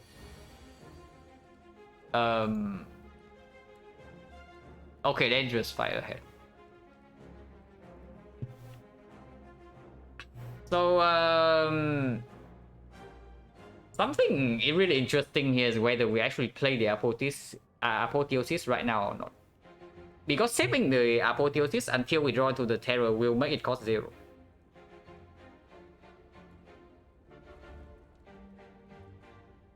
Do we ever power potion here?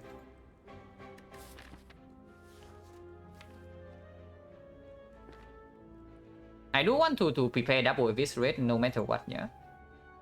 So I think we can do this first. If we draw into the terror, then we can play Apotheosis immediately. If not, that 12 damage, it's probably fine.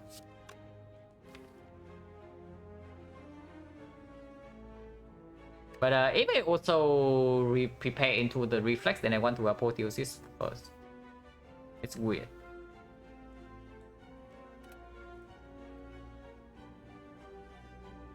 I mean, not playing this is... But it's true. Next turn we only need 2 energy to block. So we can always just play Apotheosis and then some block cuts. Let's draw first.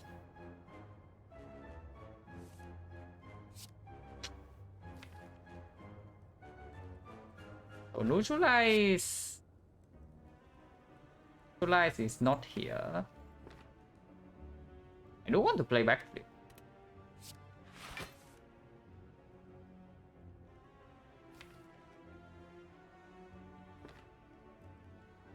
Yeah, I think I want to play double Eviscerate before the Apotheosis.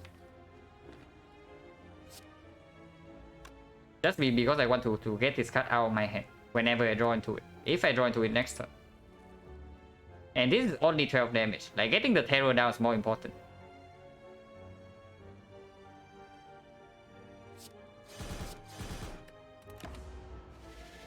And prepared being gone already also means that I don't get to do it either way, yeah?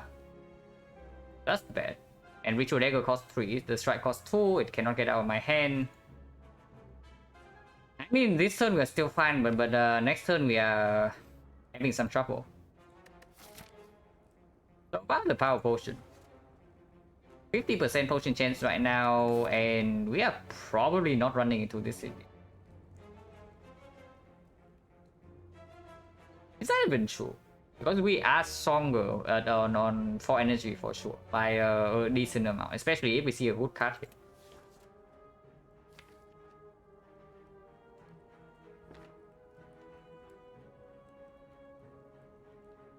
But this potion is also not that strong in the other fight. What can this potion be here anyway? If it's red form, I would like it next turn. If it's footwork, maybe this turn. If it's after image, then maybe. I mean, these cost like 2s and 3, so it cannot even be. I cannot even get rid of them in my hand. Maybe being prepared on turn 1 is just a bad play. Maybe I was meant to just play strike and pass turn. Use an elite fight. Yeah, this fight is dangerous for sure. Let's go use power potion. Yeah, after image gets upgraded. Hooray.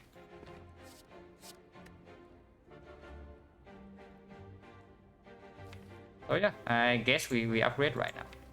Because with the after image, we probably actually need to try to block. I mean, if Terror doesn't come down, then sure, whatever. Yeah, the correct line turn 1 was probably actually just try and pass. And on turn 2, if we do not draw Terror, then we just prepare first. We apotheosis into prepare, and then we play double eviscerate or something. AI first, doesn't matter, we have full block here regardless.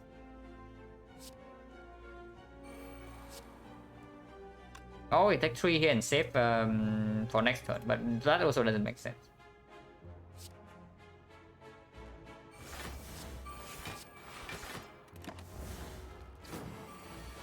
Yeah, 27, Terror cost 3, like what a surprise. What a freaking surprise. I mean, I'm not surprised. So 2, 2, 2, 3, 3. No 0 by the way. No 0.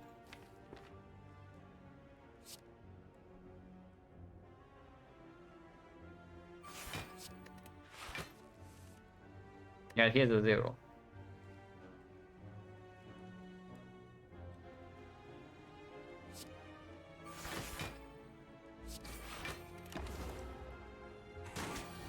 Yeah, now use the apotheosis to make it cost 0. I'm on it. So yeah, defense cost 3. This rate cost 0. And this 50. Next turn we still need to block, and then in our hand there's not like 2 block cuts. It probably has to be eviscerate defense plus to make some space. Yeah, Snecko Pyramid, like what a joy. At least we only have block cuts in our deck. Okay, not only block cuts. That's like 50%. And then we have block cuts. Take 5. Vulnerable again. 15. This eviscerate just keeps costing 0. It's 15, and poison is stacking up.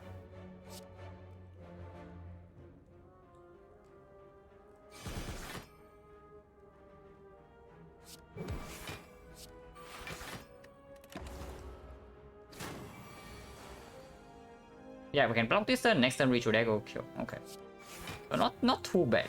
At least, of course, we use a potion, but not too bad. Could be worse. This guy could have killed us.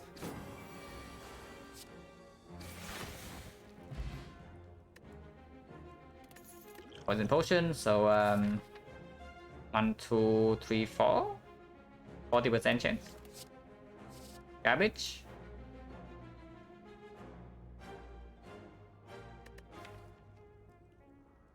Yeah, just garbage, right? We don't have a real AI, so this doesn't make sense.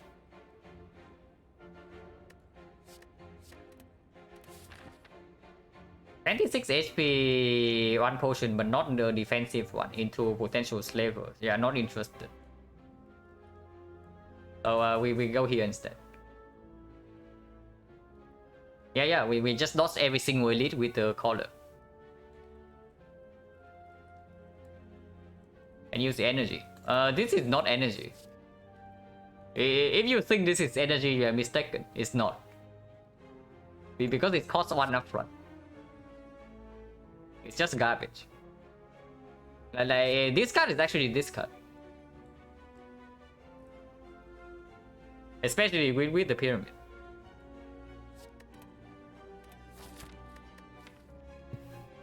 So we're resting, yeah?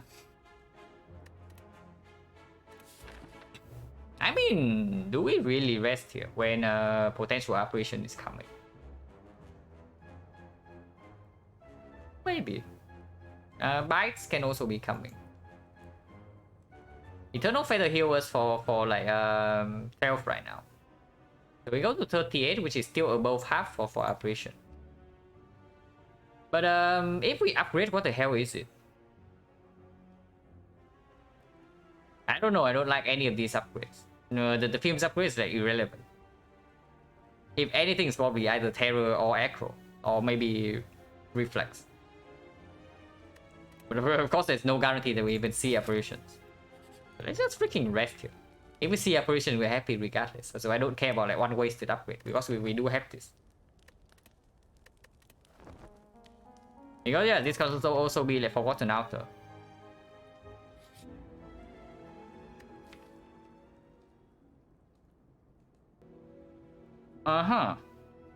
So normally in this part is always Ritual Dagger, but the Ritual Dagger is only at 25. It's preparing. What mods are we using? Nothing that actually modifies gameplay. There's the okay, Filter Spy technically does, but there's the base mod, which is required to install other mods. There's Slayer Relics. The extension that it enables the Twitch extension. That if you are watching on PC, then you can hover on these relics to see what they do, and then you can also click on my deck to see what cards I have. And there's the relic stats, which is another relic, mod that works with Slay the Relics. To see some statistics like this, you see Eternal Feather here, heal 24. And the last one I'm using is like Filter the Spire, just to make sure that I don't boss swap into Runic Pyramid or Pandora swaps.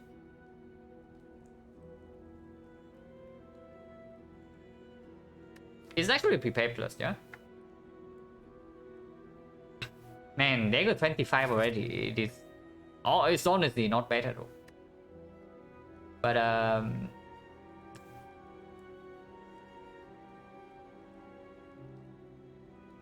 mods show potion chance save you sometimes. I don't like it that much because whenever I use a smoke bomb, it will show me information that I should not know. It's like a really small case, but I don't like it because of that. Yeah, prepare for it.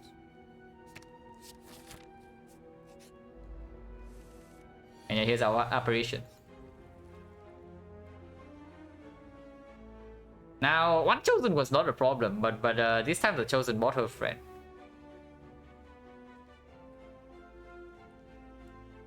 And this friend is not very nice. Also, the chosen last time was playing very nice to us. No vulnerable on turn 2, and then also withdrew super well. What's the information see that you shouldn't see? Like after you smoke bomb, right? So usually after a fight, whenever a potion drops, you get like minus 10%. And whenever a potion doesn't drop, you get plus 10%. When you smoke bomb, you do not know whether the fight you smoke bombed out of would have dropped a potion or not. But that information would still reflect in the potion chance. So let's say you enter the fight with 50% potion chance drop. And the fight would drop a potion, but you smoke bomb out of it. So now your potion chance is at 40%. But without the mod that shows you the potion chance, you would not know that. You would only know that your potion chance is either 40 or 60. It's like super minor, but I don't like it too much. And honestly, if I miscount the potion chance, then it's just my fault. So it doesn't matter.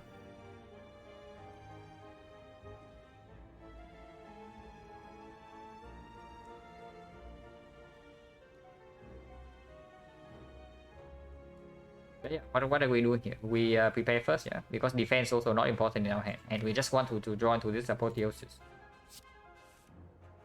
No apotheosis, yeah. Cost 1, this costs 1, this deals 25, so technically we can kill the cultist immediately. Yeah, we can kill the cultist immediately. The film is not so important, like film's minus. Survivor in hand to activate the second Eviscerate, to maybe have a block card. Upgraded is still good. And to activate Reflex. And yeah, I sacrificed 2 damage on the dagger to kill this guy right now. I think that's good. It basically just saves me 1 energy, because otherwise I can always kill this guy whenever I draw into Apotheosis. But then I will have to commit 2 energy in the turn to kill this. I don't like that.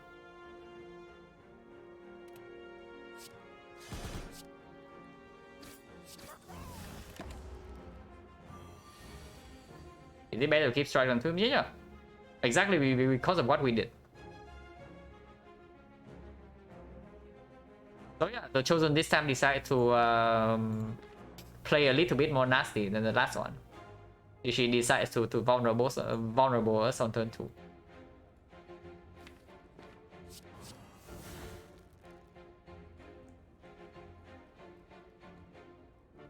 One defense, yeah, and take 4. I think I want to keep more upgraded block cards in hand because potentially I need to block 30 next turn.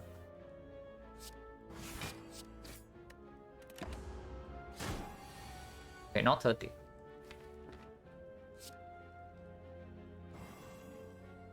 Okay, Terror, where are you? Looking for missing Terror.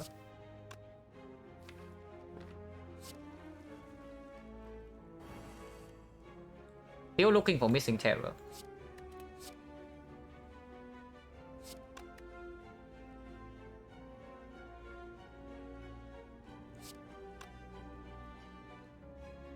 To this Terror, we can still block another time. Okay, Terror is finally here.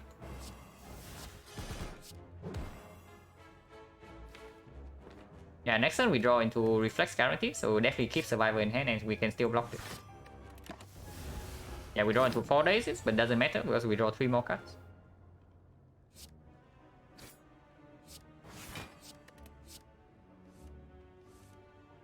Okay, maybe it matters a little bit, but not so much.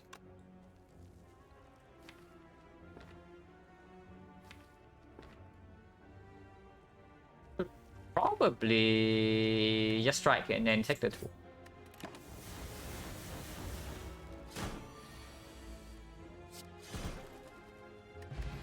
Another poison potion.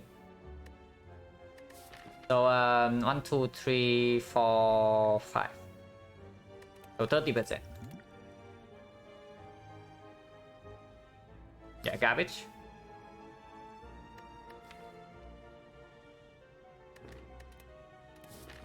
I really actually need another weakness source. Like the neutralizer alone is not enough for weak chain, even with the pyramid. Yeah, we always go to the shop here. Card removes like super wood. We have not seen the bias event, so strike remove. Definitely on the table.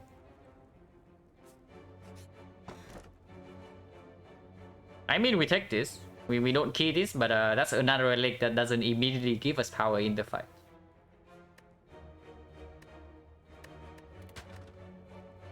Think it's right for this card meme, we only have 2 eviscerate. So and then this card's not a meme. For sure. If we don't have the second eviscerate, then maybe I can see the sticky strike.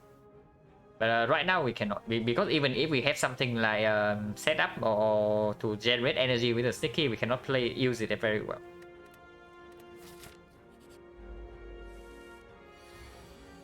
Ah yes, mid of the bone. We are just setting up mid on the bone here, so no problem. I think we can take exactly 18 here by playing defense first and then apotheosis. So we take 18, go to 33, perfect mid range.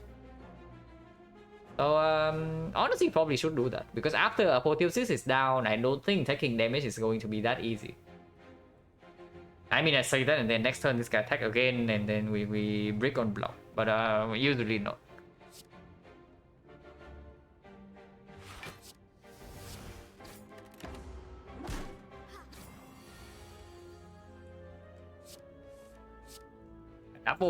The double prepare plus right now is like pretty sick. This can be played. Terror is here.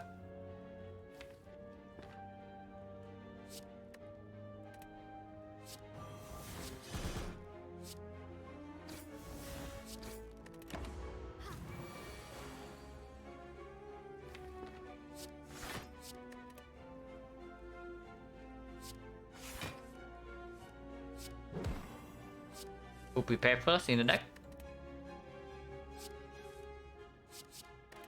Yeah, this deck is like a few removes away from actually being super strong. 40% potion chance, garbage.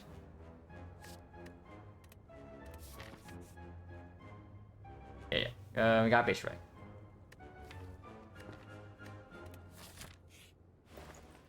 The Abacus. Now the uppercut speed is sick, but it causes the remove, so it cannot be good. And unfortunately, it causes the remove. And right now, removing is like way more important. At least I would think so. But yeah, I would love to be able to afford this and cut remove, but we cannot. Do we buy the deep breath? Because this deep breath is going to be deep breath plus.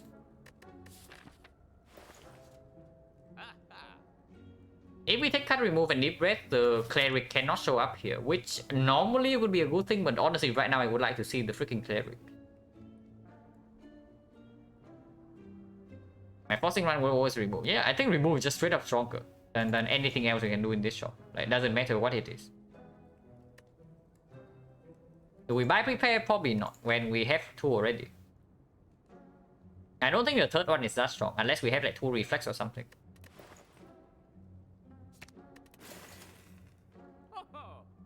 And yeah, creeping clouds not recurring weakness. If this is leg sweep, then maybe I consider it.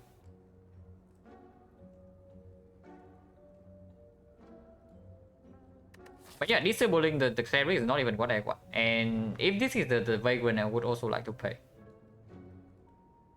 And saving gold also means that I can actually remove in the Act 3 shop if it's super early, because Act 3 we have force bathing. Ibra is not even that strong here anyway, if we pass on this. Probably just a skip.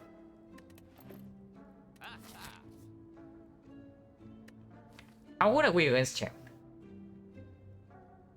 I mean, we do have Terror, Ritual Dagger with Pyramid, and Double Eviscerate, which we can hold, and the Fumes Plus, which we can play and yet just try to block it, so it's not that bad. Do you think understanding Silent Infinite? Yeah, definitely. Like I have played like a lot of Silent Infinite runs on before I started streaming. It's not like I never played the run, because I definitely think that those runs are important to know what to do and what to avoid. The only reason I'm not like doing it very often on stream is because I think there's no need to like here's the thing, right? When the run is strong, there is actually no need to take a risk to fail in Act 2 when trying too hard to force the infinite, because not honestly your deck doesn't need to be infinite. Your deck, if it has a lot of cast cycle and energy and damage, you are winning regardless. It doesn't need to be infinite, which is usually why I do not lean towards like true infinite very often. I play towards like heavy discard cycle fairly often, but not true infinite, because like the way you force the infinite on silent, they are definitely fail states in both Act 1 and Act 2. But in a run like this, understanding the infinite is definitely important, because this run is the run where we get complete garbage, and we cannot win this run like conventionally. So we have to do something different. I'm not saying that we are going infinite here, but we are going to a similar direction.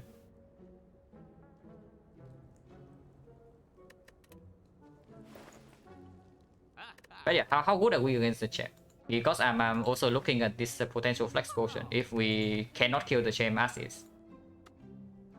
Let's say we stack up until maybe 25 poison. 25 is probably a bit too ambitious. Maybe 20.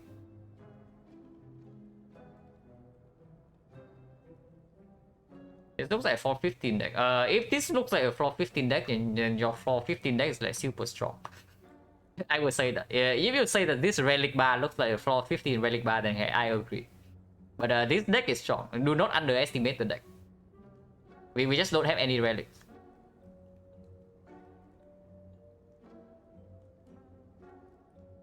So yeah, against the champ.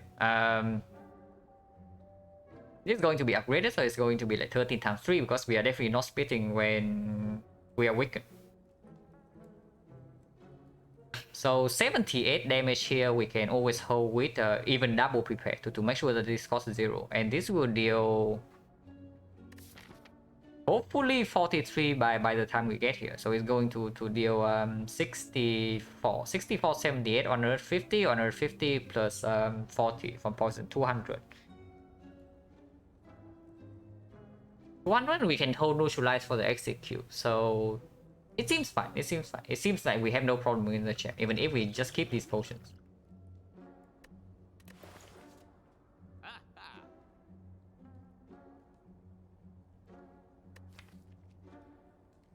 Yeah, it's fine. It's fine to save our gold here, I think. The only way where it's not fine is if we get completely destroyed in this fight. And I don't know. Are we taking this fight? It probably depends on what happens here at least. Yeah, we are not resting. We have freaking Eternal Feather mid on the board. But we also don't need to upgrade. But I mean, not keying this is a complete nonsense, right? No, not keying this is complete nonsense. Because we still have like another chest in Act 3. The random relic has to be better than like maybe one card reverse free. And then there's also a potential that we pick up Curse Key. Because yeah, we only have 3 energy on hallway fights at the moment. And then that is extremely bad.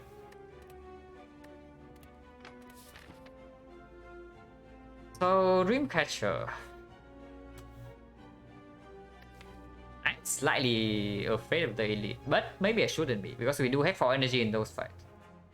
So Acro backflip, and then after Apotheosis comes down, we are super strong.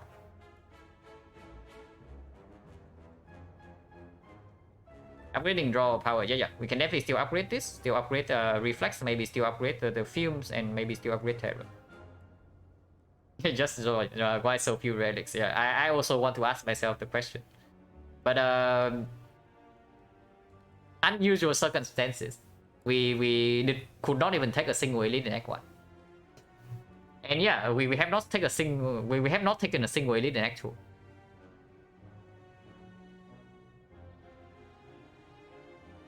Elite dodging, yeah, we are elite dodging to the max here with a Slaver Scholar squad. What a surprise. Well, it's complete garbage. What elite am I hoping for? Honestly, I don't even know. Because all 3 fights can go bad if we draw badly.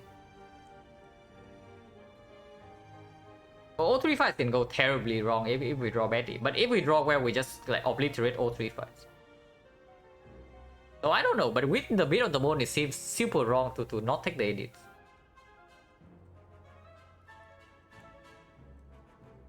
With me on the bone and the Eternal Feather, it seems super wrong to not take this, unless this kills me immediately. I get the color bad up logically, yeah. I also want to know. But honestly, kidding aside, honestly, it was not even the Slaver Scholar's fault. It was just the floor 5 Gremlin gang that we also had like very bad luck in. I mean, not technically very bad luck, because if we get the worst luck possible, we will not even be alive right now. But it was pretty bad. So the floor 5 Gremlin gang just basically ruined our run, because the Teal Gremlin decided to outplay us 2 times in a row.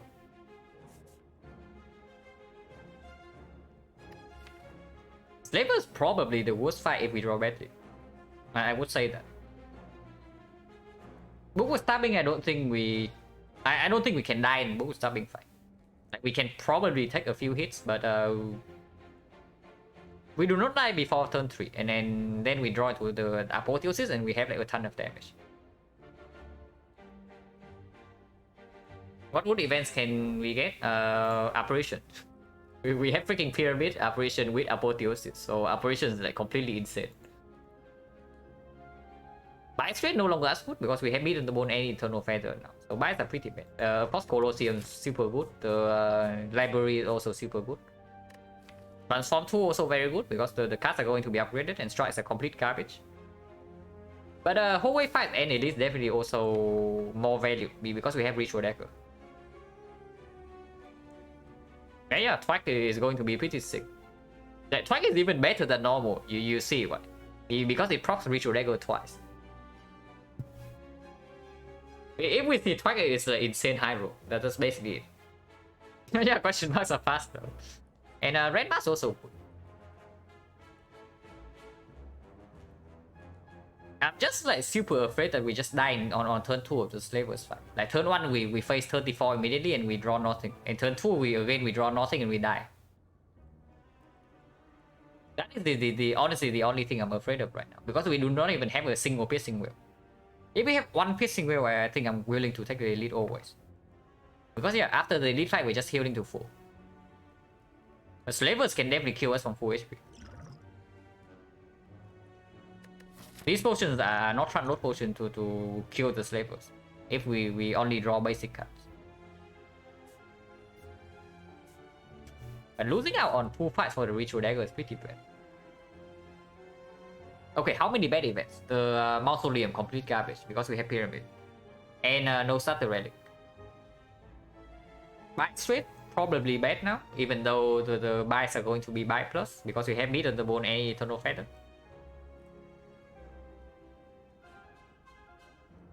Forgotten out to complete garbage. So 3 misses. Everything else would be a hit. The book we can definitely take. The book we can take like Library Insane, Apparition Insane, Transform to Super Good, Colosseum Ridiculous, Red Mask Super Good. And that's another event I'm forgetting. Oh yeah, Cleric also good. Cleric also good, Vagrant also decent. I mean Vagrant's not that good, but it's decent. So there are like 7 hits and 3 misses. The question mark on average are still very positive. And the high rolls are insanely high. But yeah, the cost is just like 10 damage and ritual dagger. Honestly, I don't even care about the relic in this fight. I only care about ritual dagger damage.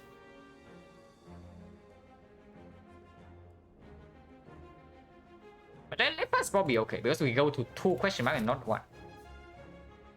With 2 question mark, we're about to get something good. I mean, not always. If we get not foolproof, then because there are 3 misses. But the chance that we miss both would be super low. It's like 30% in the first one. And then the second is like 2 out of 9. So it's like 1 out of 50. That we miss both question marks. Yeah, we can do question mark. Because like any fight in here would also wheel up the deck. Yeah, amazing. Okay, 1 miss. Okay, fine. It's a card remove. Or at least I take this.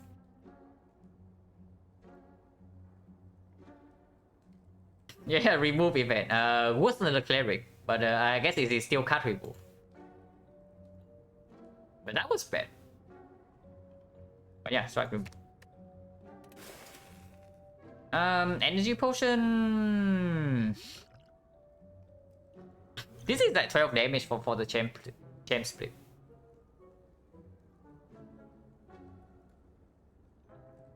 You have 1 gold more? For what? I'm not buying another prepare and I'm definitely not buying deadly poison. So I don't even know what you want with 1 more gold. If there's anything else I would like to buy in this one, then it's duplication potion.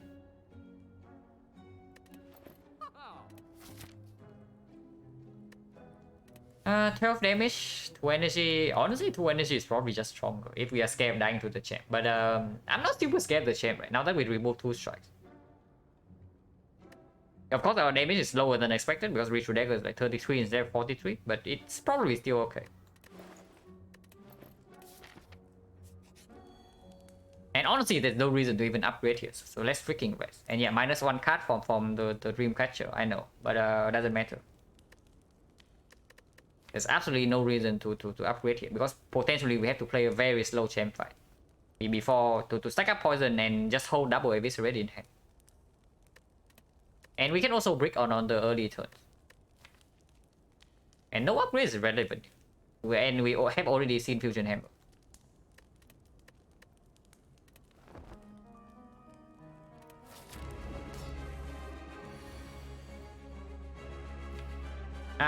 I don't know. I think I just play a strike here and pass turn.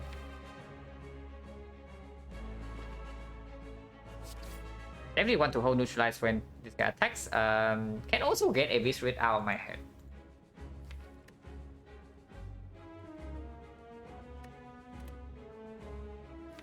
It's probably fine.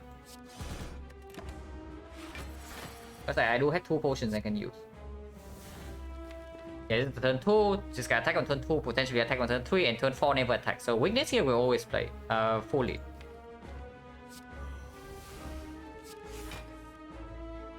Fumes not now.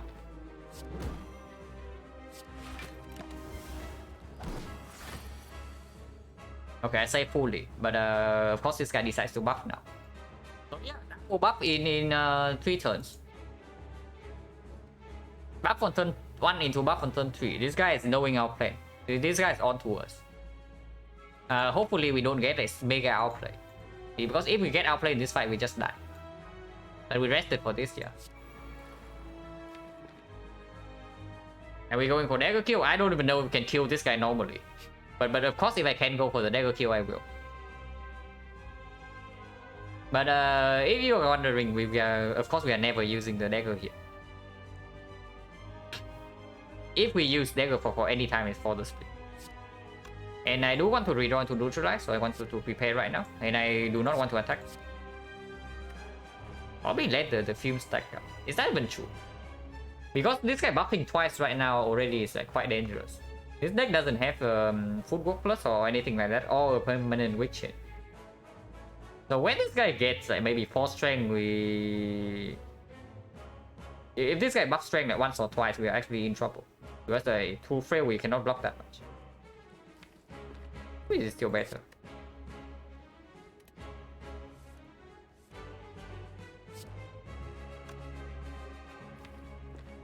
Yeah, 39, 49, 39.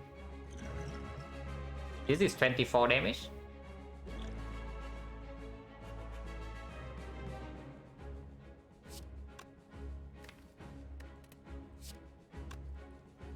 Under 35, 24, it's not that much. So probably not, really. Yeah, probably not. I probably do not attack too much if I can help it.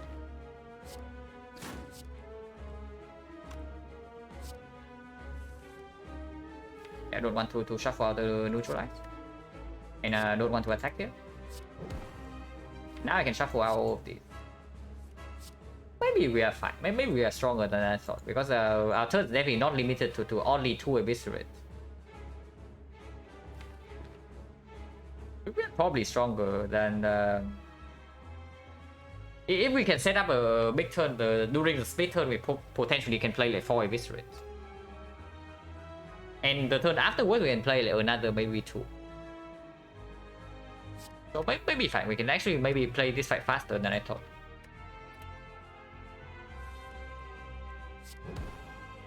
And yeah, permanent weakness. But it attack because the Noxious Fume is ramping up. The longer I let this guy live in the first phase, the more poison I get for the split. I mean 39 is a lot. But I want to see like how often this guy buffs first. We do have 4 energy. And then that is something fairly significant. No reason to do anything else here, yeah?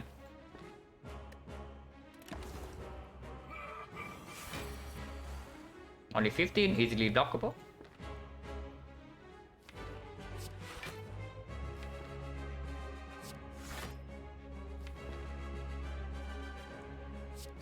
Get this right out of my hand.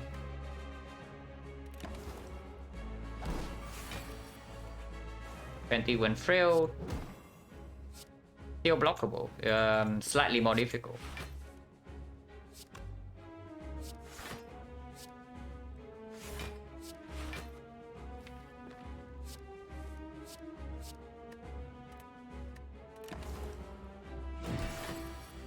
Okay, this guy is buffing.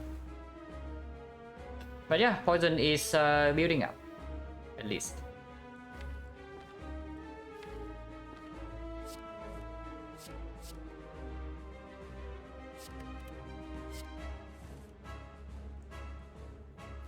I want to reflex in my hand actually. If he buff strength again, I'm going to go in. That's basically it. For now, I can still let this guy do whatever he wants.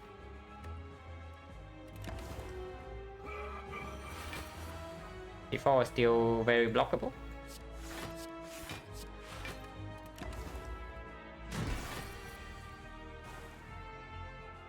Okay, that is pretty nasty, but at least we know what he's doing now. So we can probably go in soon. Need to make sure it's not during a turn where we're weakened, where we are weakened though. Still not yet, right? Still not yet, but can probably start a little bit.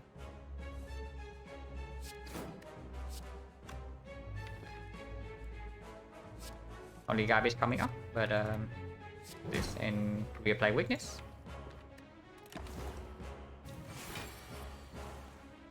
$19 only.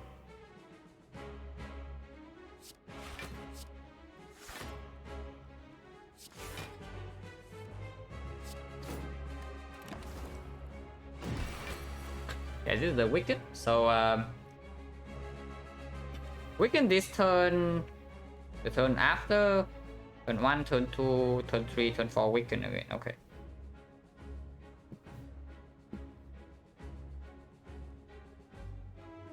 So poison takes this turn, the turn after, and the turn after that, which is 19, 21, 23, 63 damage. And that is when we go. So we can attack like a little bit for it.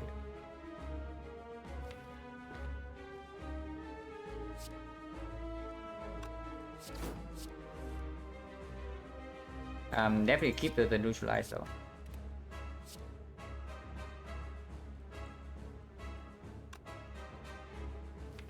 Probably not yet. Probably not yet. We should just keep these in our hand.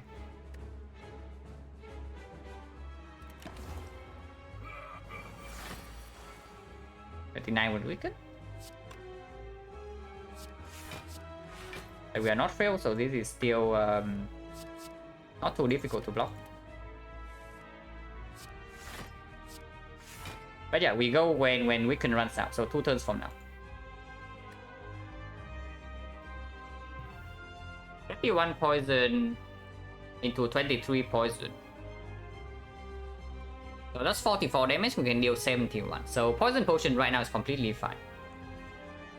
And I'm not super attached to the 2 poison potions. So I can use one of them right here. Because otherwise, in order to get through this armor, I actually need to play one Eviscerate. And I want to keep both in my hand with the prepare to get ready for 2 turns from now.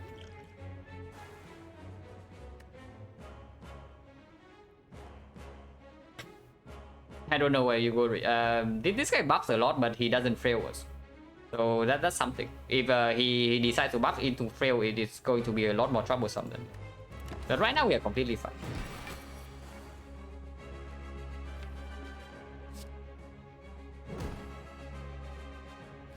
At least for now. Next turn we go.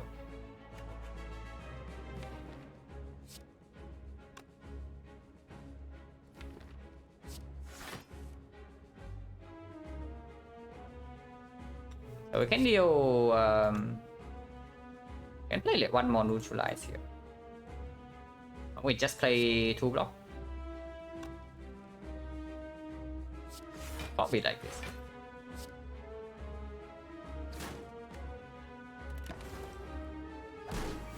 Okay, we go now.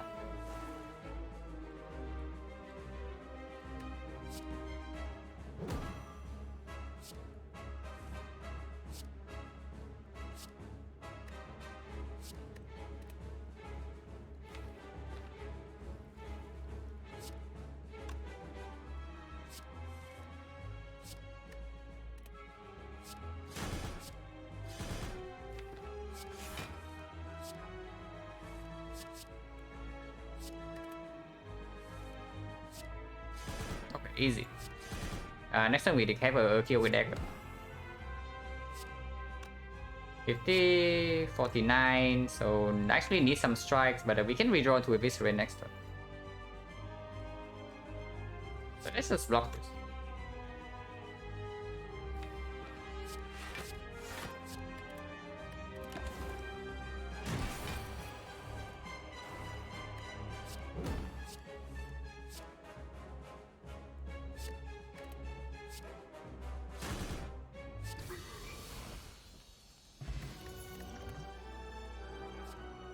Nightmare? Grand Finale?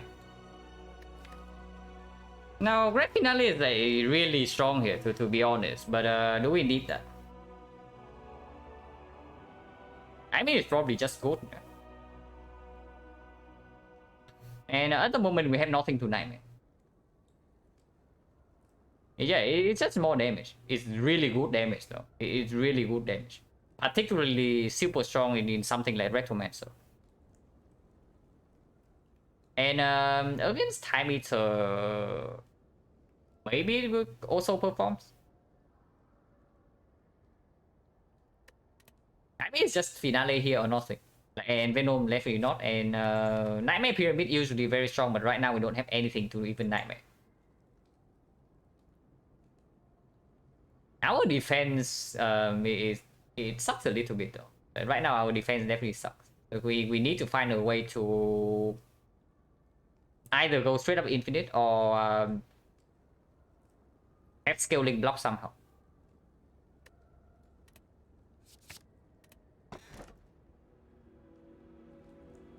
Neko Buster Crown Tiny House. Well, this is pretty close to that.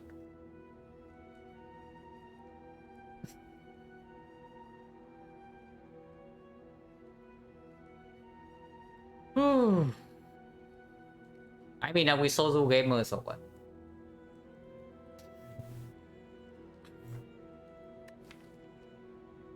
Yeah, sure. The Wristblade gives both Eviscerate and the Grand Finale damage. Yeah, sure. But then what? Wristblade Finale, Wristblade Eviscerate. Wristblade Neutralize. I mean, Wristblade affects like 50% of the attacks in our deck. 1, 2, 3, 4. Alpha 8. And Sozu in Sozu with these potions, definitely not what I want to see.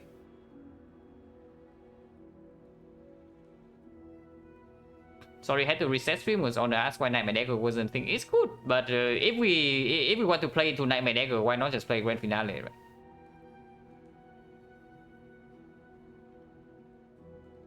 It doesn't require the front load energy, and it can work immediately. It's also AoE damage, and it doesn't make the initial dagger disappear. I mean, does the Nightmare make it disappear? It doesn't, right? Yeah, it's not dual wield. But the created daggers are fake. Killing with the created daggers don't give you anything.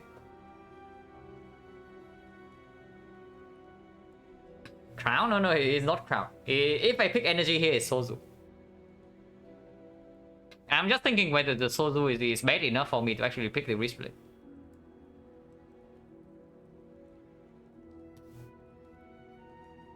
And honestly, I think Sozu is the pick, unfortunately. We do have this to bridge for the potential like X3 Elite and then whole wave fights. And energy definitely plays. Like even 5 energy in the boss fight, we can definitely use the 5 energy. You saw how much energy you can use in the champ fight. Like 4 energy definitely we can use more than 4. What about Act 4 without force? Yeah, Act 4 is dangerous. But Act 4 at least we have Meet and the One to bridge. And after turn 2 we probably don't take damage again. Because we have the pyramid and we can most likely have a fat dagger. With maybe more card cycle. If anything, I'm more scared of the heart than the Act 4 elites with the pyramid. Because at the moment our block completely sucks. And I don't know like what we have to do in order to fix our block against the heart. Besides just straight up going infinite.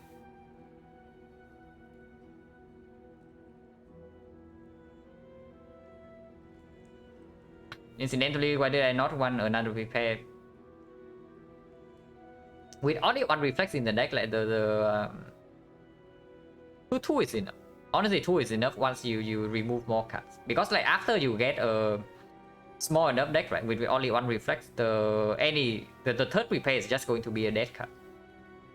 It probably slightly makes us stronger right now, but that's not eventually what we want to do. And it's in the shop, right? So I had to pay gold for it, so never. I don't know if I pass a free one or not. But the free one also is not upgraded, so I also had to wait for Apotheosis. And after Apotheosis is down, I'm strong enough anyway.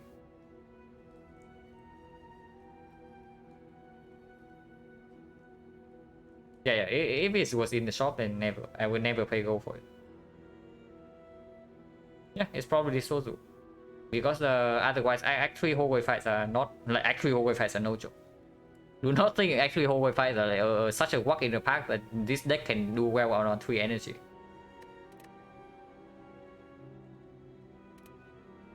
Yeah, interesting relic bar. Now I think the least amount of relics I have won Ascension 20 hard with so far, from all the runs I have played, not just on stream, is like 8. So let's see if we can get less than 8 in this run. Has any elite? No, we have not fought a single elite yet. We have not fought a single elite. This is the Eternal Fighter was from the chest. But yeah, here we are forced into one. And I guess after this one, we are probably taking a second one. So if we survive this one, the 7 relic dream is probably dead. But that's only if we survive for long enough. Nice excuse to lower boss relic win rate. Yeah. I don't know. You think this run is in a losing position? Because I think this run is like 1 or 2 cuts away from being like super winning. But we still need we still need to find those 1 and 2 cuts. And right now we are not super good against Awakened one, but we are probably like one. Either we go semi-infinite, or we get another weakness source, like maybe a leg sweep and some sort of scaling defense, maybe a footwork and maybe a piercing wheel, and the Awakened one is completely free. And so would be that the okay, I don't know about Time Eater, because Time Eater can always be nasty. We draw 5 cards on turn 1. If Time Eater decides to do the draw debuff, then things can always go wrong in the first few turns.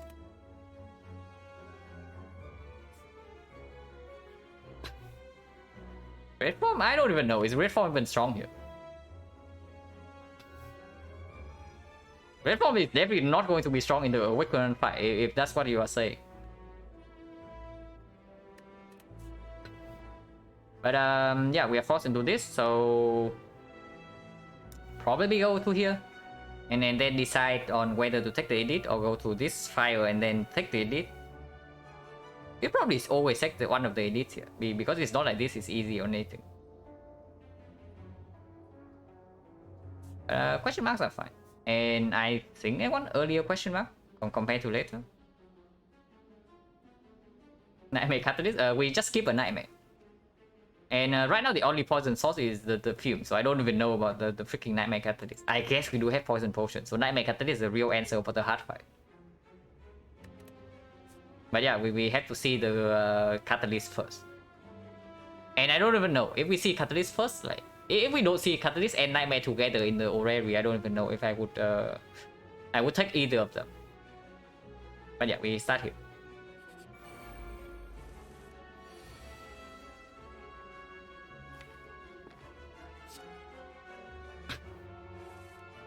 Finale. We never played the strike. Dagger. Don't care about discarding a sentence win, because the second cycle of this fight is just going to be super over. So we can get rid of this guy immediately. But of course we lose out on 2 dagger damage.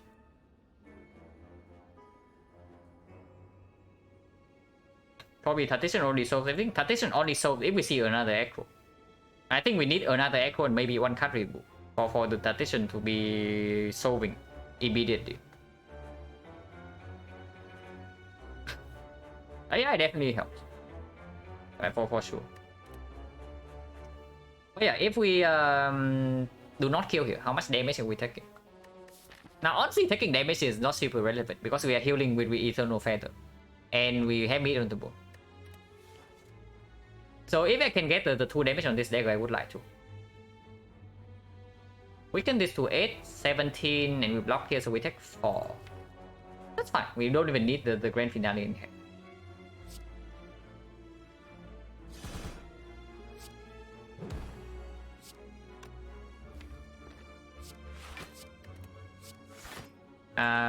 Playing the fumes. It doesn't really matter, right? Because once this guy is alone, we can just wait for like some block into grand finale. We're going to pick non-boss relic. Could do much worse. Yeah. We can get like 2 mega sustain relic. We have not used the sustain so much from the meat at least. This one was good, but honestly the heal was not super relevant in Act 2. It was good for before the Hexa Wars, but in Act 2 it was not super relevant because we entered the champ fight at like, I don't know, 70 HP.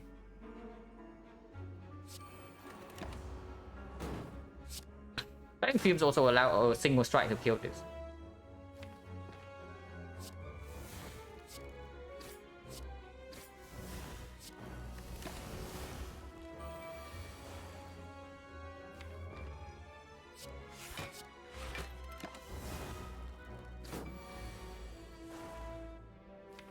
So yeah, Eviscerate is pretty terrible in this guy, so it is grand finale or nothing.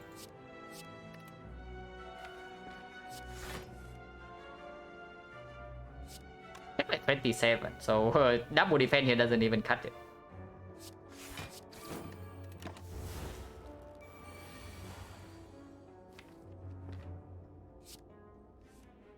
Definitely not discard the reflex here.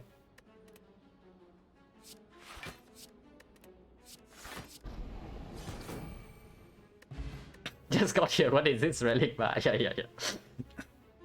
You don't see this every day, but it's happening. I mean, like, it's just a nice contrast to the last one, right? Because last one we swapped into Black Star and our relic bar is like 30 long. And this time, I mean, we enter Act 3 with like 5. I pick up Sozu, like, definitely not our maneuver. Creeping Cloud is another weakness source, but and we do have the energy for it, but I don't think so. I mean, it opens up Catalyst instantly, that is true, but now that we have picked up Grand Finale, it's not a thing. If I have to pick up a weakness source, I want it to be Leg Sweep. Because it's also exhaust, so it doesn't help me that much. And yeah, go left here, instantly lose the run, so we have to go right. Yeah, card remove. We definitely do not toss the red card. So another card remove is super good.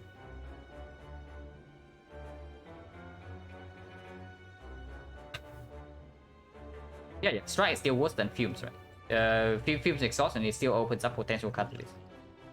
Even though we would get a full heal for this, but the full heal is not relevant. Yeah, card remove is pretty sick.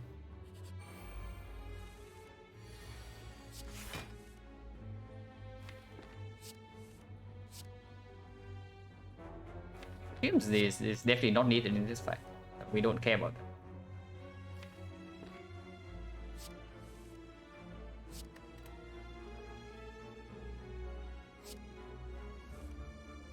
Apotheosis. And we draw 5 next turn.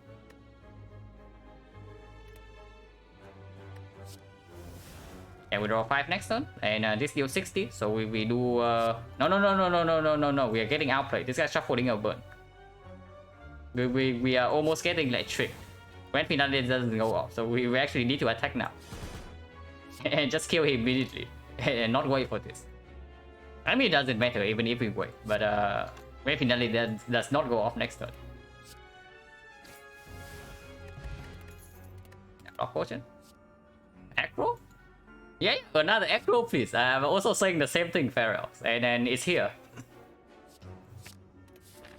Okay, so now we one energy generation and then we are in like super good shape.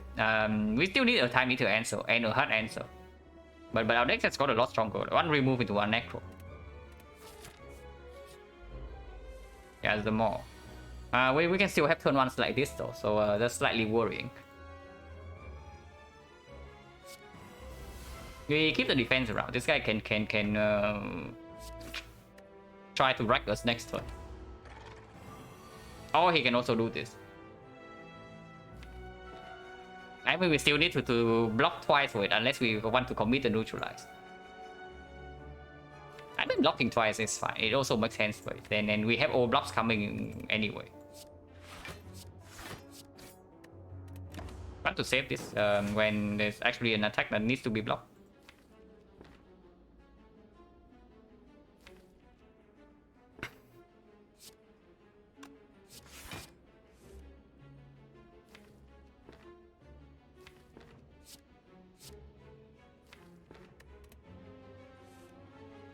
Apotheosis is hiding pretty well, yeah.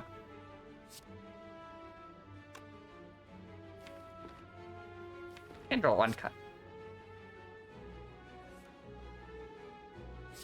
Got this.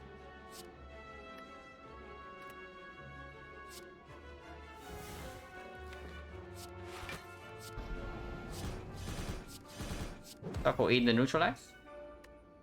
And can draw immediately.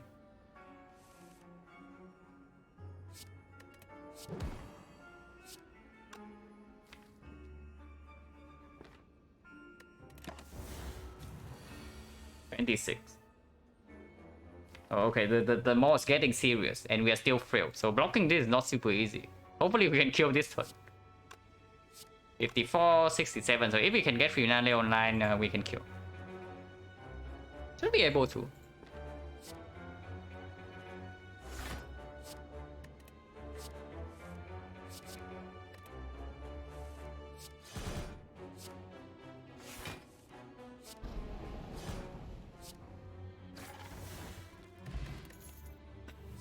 Not only one. And Finale is working. Yeah, Grand Finale is definitely working in this deck. The only consideration before I picked this card up was like whether we actually need the damage or not. And looking at those last fight, I'm definitely happy to have this card in my deck. Negative is okay, but with double echo, double prepare in such a small deck, I don't need it. Ah yes, the annoying fight, and holy crap, they are angry. How solo relics? Apparently when you take like 0 relics, apparently when you take like 0 elites, you don't get relics. They are angry, and our hand is like a little bit of a disaster. So let's see if the prepare can deliver. Okay, the prepare is like delivery. Hey, not so bad. Still kill this guy.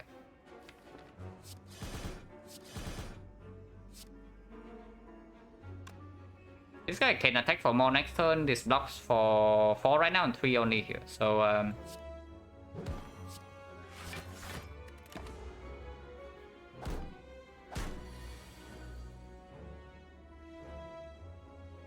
but then I take initial backstab. Backstab is very good front load damage, but now it's too late for that. And we only draw 5 cards on turn 1. Backstab is an excellent card in Act 1 and Act 2, but not now. And in this deck, we definitely don't need it.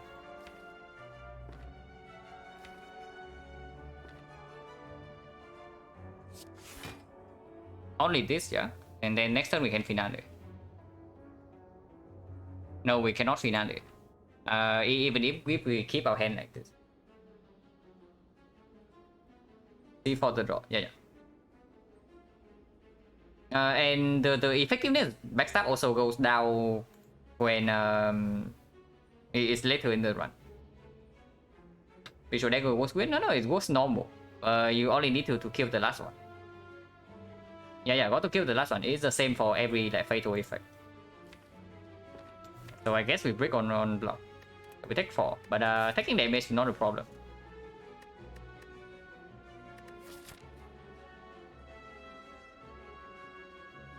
Elite better than Fire for full heal and a recall.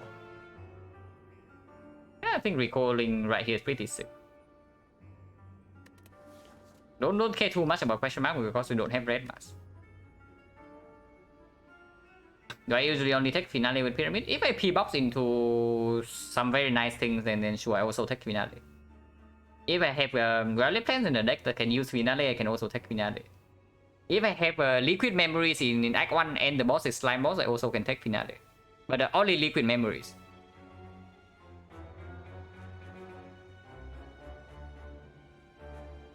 Liquid memories are a very insane potion for this card in Act 1. It basically wins you every single fight. And usually when you take Finale, 1/3 of the time you have this regardless. So you pick up a card that wins you like 1/3 of the fight. And the other 2/3, whenever you decide to, you can liquid memories to win the fight instantly. But only with that potion. Without liquid memories, I usually don't like finale in deck 1. Terror can stay. Like, there's no reason to play Terror right now.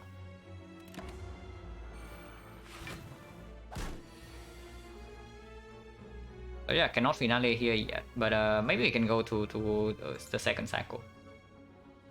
What happens if you have more than 5 innate cards, then you just draw all of them. You have 10 innate cards, you draw all 10. So you do get a bigger hand, a bigger starting hand.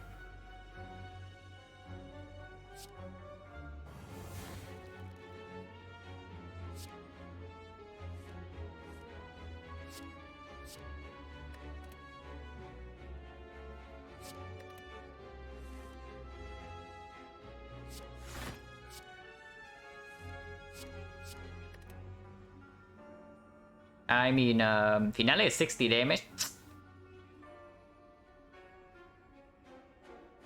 Okay, I need a freaking unupgraded finale.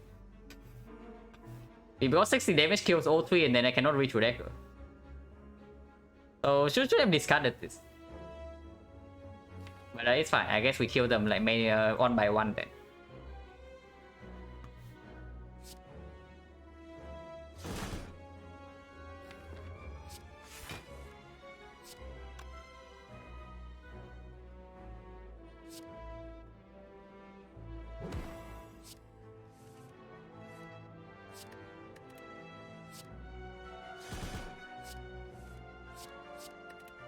No problem, killing them one by one.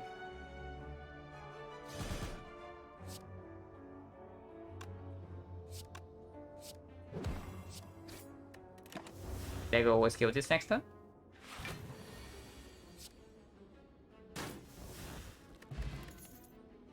Another Terror, definitely not needed. Sticky Strike Plus when we have Great Finale already not needed, and this is useless. So, recalling. Yeah, recalling is pretty sick, right? Because sometimes some things can still go super wrong in these fights, and maybe we need to rest here. Or even if we have, quote-unquote, have to upgrade, we can still upgrade like any card draw, like the Acro. Still very good. Reflex upgrade also very good. Really want to freaking Tactician. Yeah, really want a freaking Tactician. Like, definitely. Concentrate probably also works. But I'm not too... I don't care too much about this question mark. Just go here. And take the recall. Just in case we can also get like Peace Pie from somewhere here. And then the remove like way stronger than whatever we can get. Okay, not way stronger, but it is good. Yeah, we can fight the edit. Giant Head. So the Burning Elite is not Giant Head. That is slightly dangerous because Giant Head is like of course by far our best fight.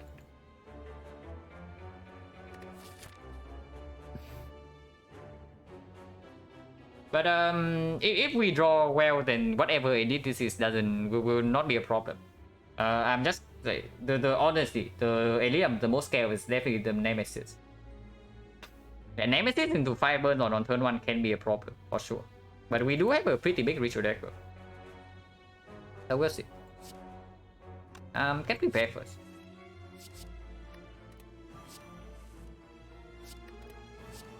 Keep preparing. Keep echoing. And yeah, Apotheosis is hiding. And next on this we have Backflip Grand Finale. Don't care about this poison damage, I can go. Apotheosis is really hiding, yeah?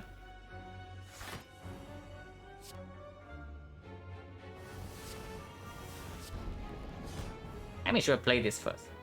Doesn't matter.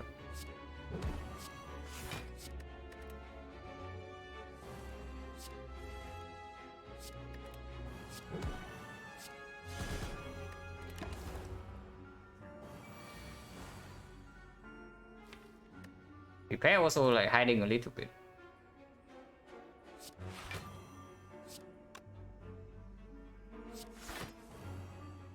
Definitely be hiding a little bit.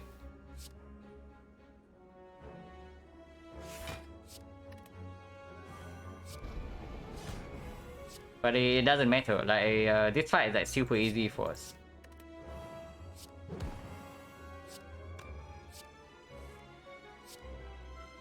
We have backflip, right? Yeah, we have backflip.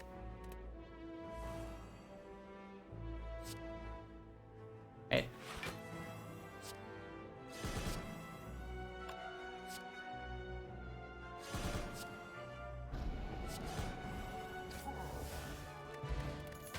That's fine. Really inside, but is it better than piercing wheel? Okay, undoubtedly, is the freaking adrenaline better than piercing wheel? Because piercing wheel is pretty freaking phenomenal with the pyramid, and right now we don't really have a real time eater solution besides just trying to burst that fight to death. I mean, we can probably burst the time eater to death, but it's weird. And piercing wheel is also definitely super good against the heart. Yeah, it is yellow. It is yellow, and it does get to the opportunities faster, and the whale will just block or draw. It's true. What is our plan against the heart at the moment? It's weird. Someone considered what they fought earlier. This very floor 41, yeah. That was the first elite we fought at the whole run. I mean, adrenaline is probably fine. It is probably fine. It is probably fine. Honestly, looking at what we have been doing so far, like Awakened One probably not going to last super long. We can probably finale like 3 times in one turn and then it dies, and then we don't need the piercing wheel for the second phase. Run discard deck? Yeah. This deck is like kind of a discard deck. It probably is. It's a discard deck with a ritual dagger in it. It's probably fine. It's freaking yellow and it just fits our deck. And right now the weakest turn. Our weakest turn is by far on turn 1. Even with the anchor. And adrenaline definitely improves that a little bit. If we draw piercing wheel on turn 1, it's just a dead draw. It's probably fine. Hopefully I don't regret it in the hard fight. Yeah, more relics. And we are forced to go here no matter what, so which chest we take doesn't matter. Okay, our turn 1 got better.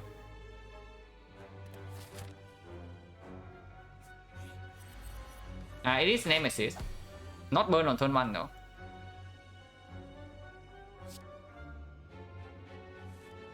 And yeah, adrenaline is here and performing.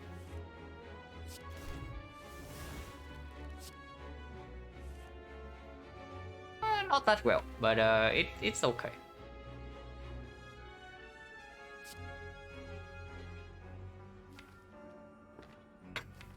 Honestly, discarding this defense is a little bit scary, because then it means that next turn we don't really have block cards. And then next turn we have to take a hit. Yeah, that's an 8th relic, so I do not get my lowest relic count record. Discard dagger. I'm thinking we definitely discard a damage card. And it's probably dagger. I'm thinking what the second card will be though. It seems does get out of the deck. I said this Bane also get out of the deck. Grand Finale might be difficult to draw back into, but probably not, right? Discard the curse? Yeah, discarding the curse usually is fine, but in this fight it's a little bit more troublesome. I think it's discarding Grand Finale. Because we have to redraw into this ritual dagger regardless. So we don't even kill in this cycle. And I want to exhaust. Also, I'm definitely willing to take damage here because of Eternal Fighter heal in this fire. And I want to keep neutralized for next turn.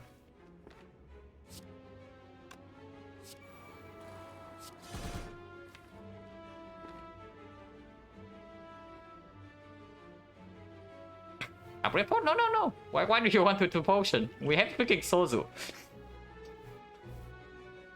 We have freaking Sozu, so we are definitely not using potion here with like insane sustain.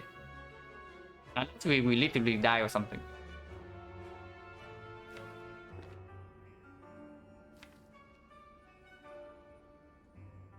Double block here. Next turn we have 8. 8, 8, 12, weakness 27, that's enough. We can take one.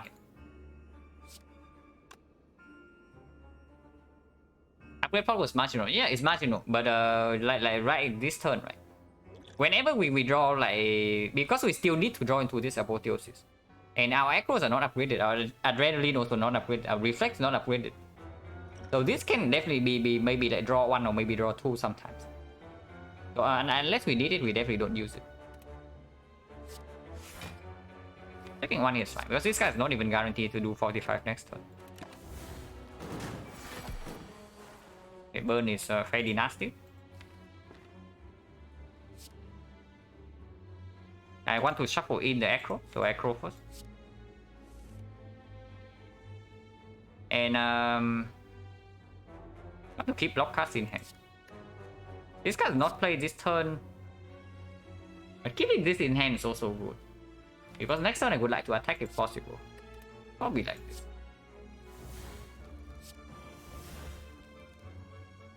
I'll probably even play the freaking neutralize and then shuffle the deck. Or we can play Echo right now. Probably fun to do this. Prepare in with Eviscerate in hand next turn. And we don't draw the burns. Which is definitely a big thing.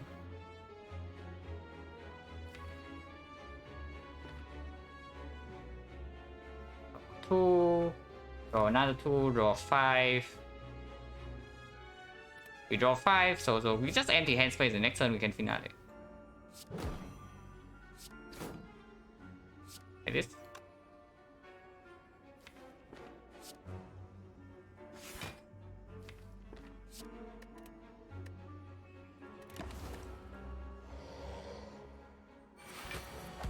And we kill next turn? Surely we can kill this turn.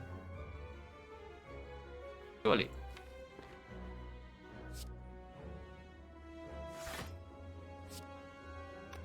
And then prepare first.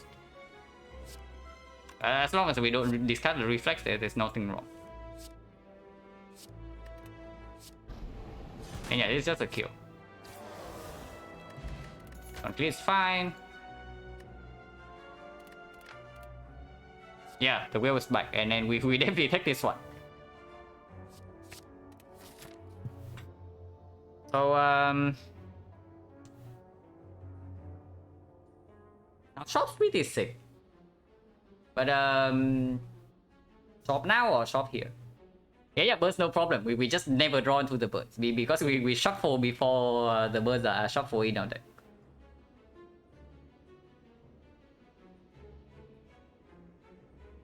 No reason to go to the shop like earlier here, right? Going here we just give us like slightly more gold for it. And maybe more information. Because we are not threatened in this fight, most likely. Especially now that with both Horncleat and Anchor. So yeah, no reason to. The only reason to go here first is that we get slightly more information after the elite fight. Or maybe you say that we lose a lot of HP here and we can use these two fights to heal up with me on the board. But I don't think so. We don't want to fight. Yeah, we don't want to fight. We only recall and we are at full HP. We have Apotheosis first in our deck. And now turn 1 is like even much stronger. We have Beggar Prep and Anchor. Let's go then.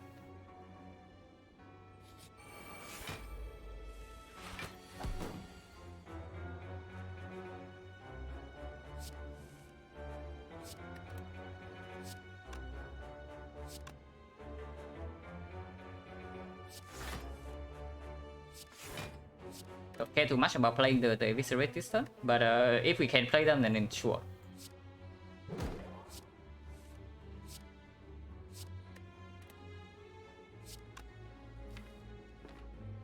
Okay, Finale next turn doesn't kill this, so that's good at least. Yeah, next time we can always Finale. Okay, not always, but most of the time we can Finale. But if we want to make sure that we Finale next turn, we need to not play anything here.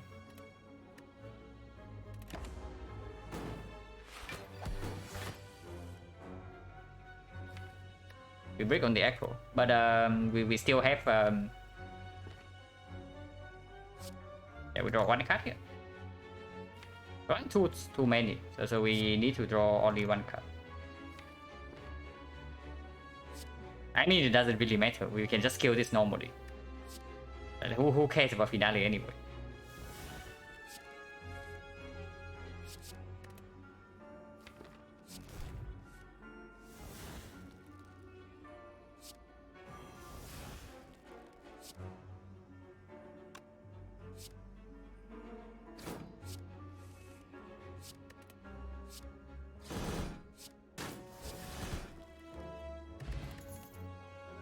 Like a bunch plus if we are worried about our weak chain, but at the speed we are cycling this, the neutralize actually enough because we got enough remove.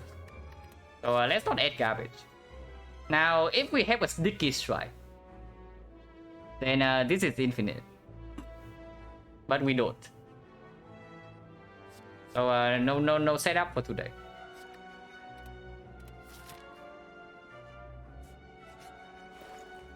Yeah, white beast. With the Sozu. So can't remove event.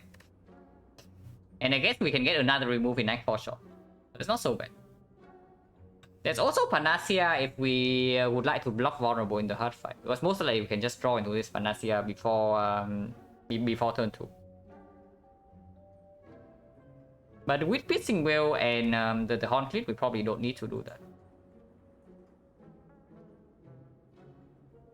I lost 16. I have only played 15 runs. This is run 16. So right now it's like 66.66. The devil win rate. Then we have Pbox Pyramid. Pbox Pyramid gives plus 4%. So if you say it's like 66% plus 4 is like 70. Which is admittedly above my expectation a little bit. But for now, it's only the first few games. But yeah, strike remove. And don't need to buy Panacea when it just blocks another card remove in the next shot. Yeah, sure, I bought Omamori.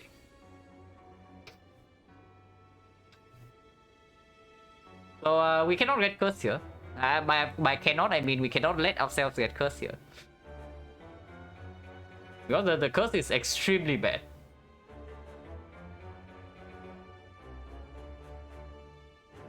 Adrenaline first, Acro first? Probably Adrenaline first. Like more card draw is probably more important than more energy if we top deck Apotheosis.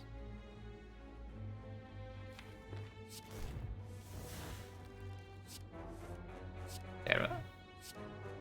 Oh, wait, I need to keep the strike around. This can go. I don't care about the fumes. Probably should have discarded a Viscera, to be honest.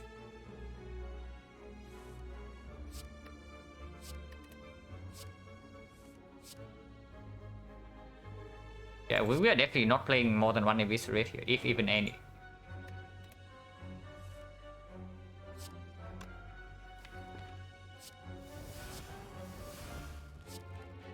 $109. So Grand Finale plus Dagger will kill this next turn. Which means that I should not do anything stupid here. Does it kill when weakened? So 60 with weakness vulnerable is plus 7, right? So 67. 67 and 73 is plus 9. So 82. 82, 67. 82 plus 67 is how much? 149. 149, 153. We are 21 off. So weakness actually prevents us from killing next turn. And that's like not counting this plus 3 damage. I mean, striking is fine. If it's a curse, then I guess we roll 10%. And if it's a curse again, then we can reach Wrecker. I would sacrifice 5 damage from this to prevent the curse, like for sure. So striking here is fine. Yeah, no curse. It's blocked though. I don't know, like, it's blocked enough. Do we have enough to go through the block? Most likely, yeah. Because this is going to be 90 and yeah, 100. It's more than enough.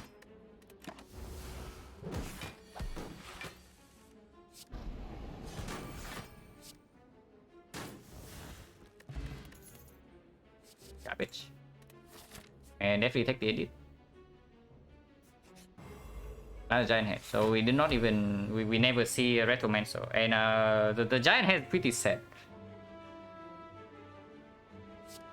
I don't know if we can kill on turn 1 or not, but this turn is going to hurt a little bit for him. Unless we brick on this and then our turn ends, then it doesn't hurt that much. If we draw this, we draw 8, we discard until 6, or even with reflex, we don't overdraw.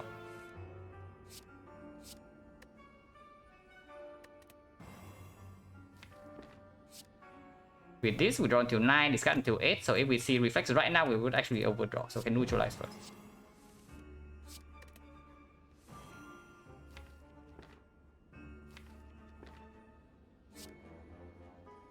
Yeah, draw 1 card, so we can actually play Finale right away.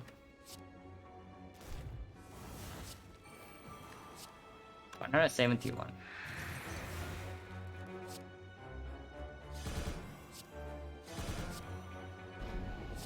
Yeah, we just killed this guy on turn 1. Ah, yes, Bottle Flame, exactly what I need. Also, Well Defense, exactly what I need. What about Blur though? Now, we are not actually infinite.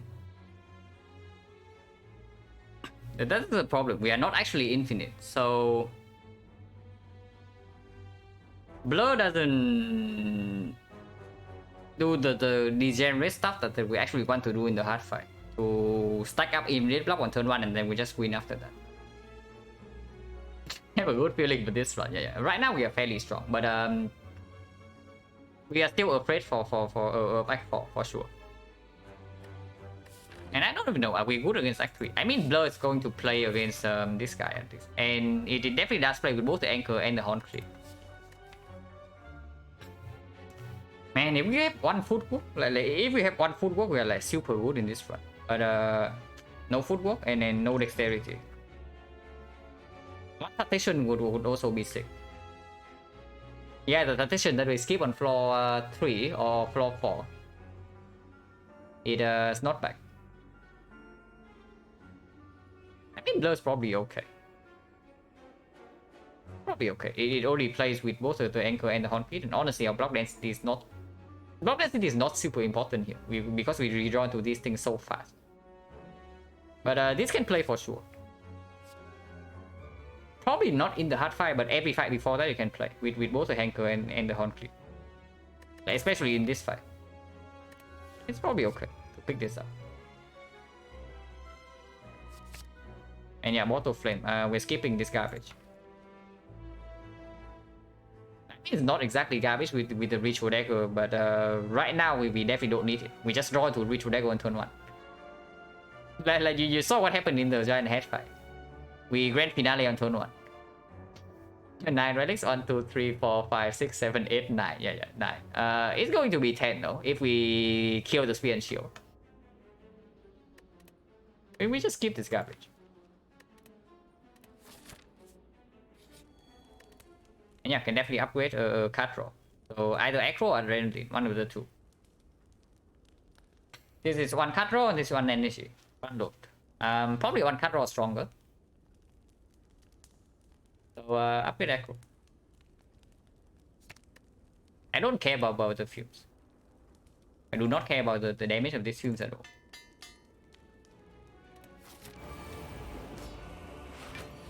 Yeah, 46 on turn 1. Yeah, excellent.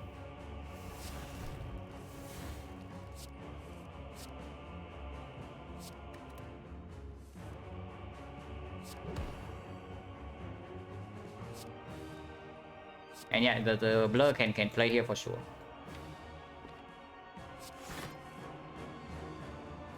This definitely don't want to play.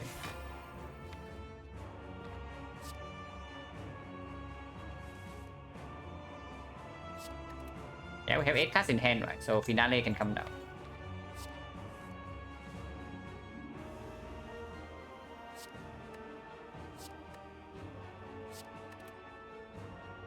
Do I want to use Dagger immediately? Get it on my hand and also get the damage without like having to save it. It probably is just good to Dagger here. Everyone can come here as well. Yeah, finale already kills this, I know, but probably it's just good to do this. I mean, we can also kill this guy immediately. Like this is 90, this is 124, and then we have like 78 from this. But I mean, yeah, we can do that. We can do like actually blur. We can just kill this guy in 2 turns, but we can do that next turn. But let's just deck and get 5 damage and be done with it.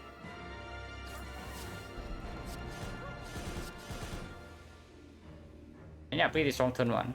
No reason to play this because I don't want to redraw them. On green, and if we can blur again this turn, we are ready for the multi-attack next.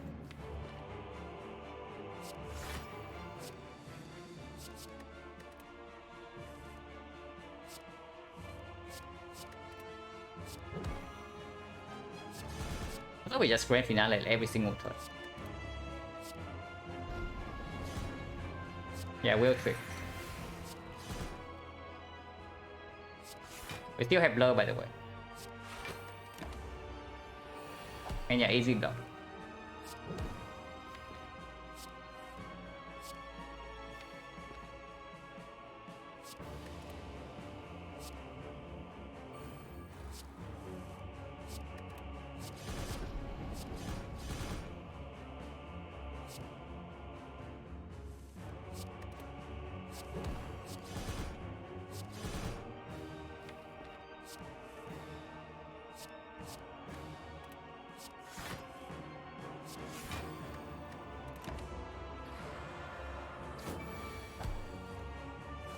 I think blur is good here, but it probably wasn't needed.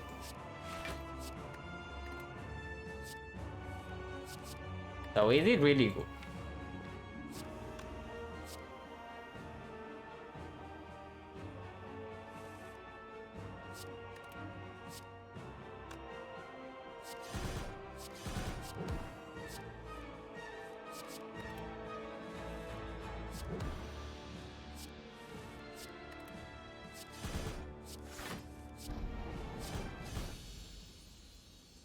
So yeah, we are pretty strong.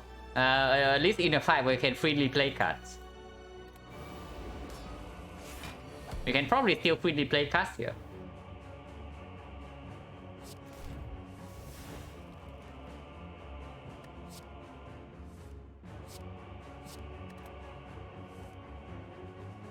And Deca dies first.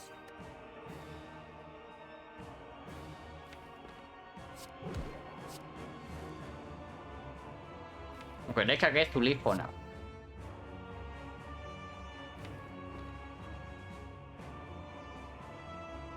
Pretty strong, and actually even if Act 1 was garbage. Yeah, exactly why I bought the apotheosis in the shop. Because I say that this run is probably going to be a run like this. Like in Act 1, when I know that I could not take any elite.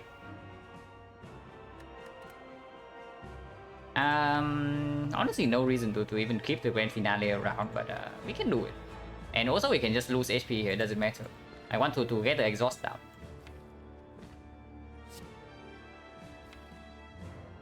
Draw 5 plus this, so draw another 4. I guess we can finale next turn.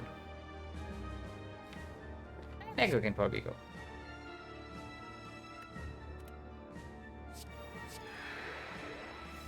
Hero can probably stay. Guess Hero can stay.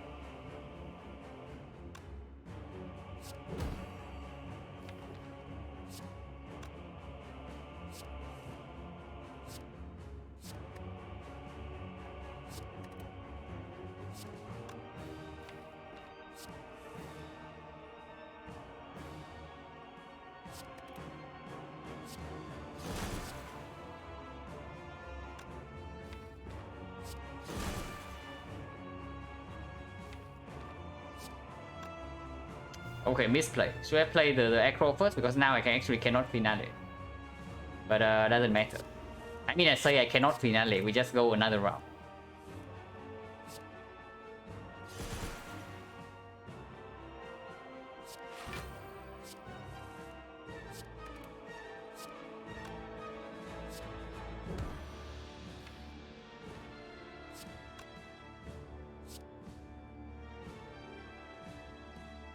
Draw 4 here, so actually we only draw 3.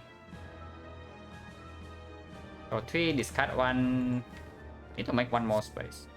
Like this.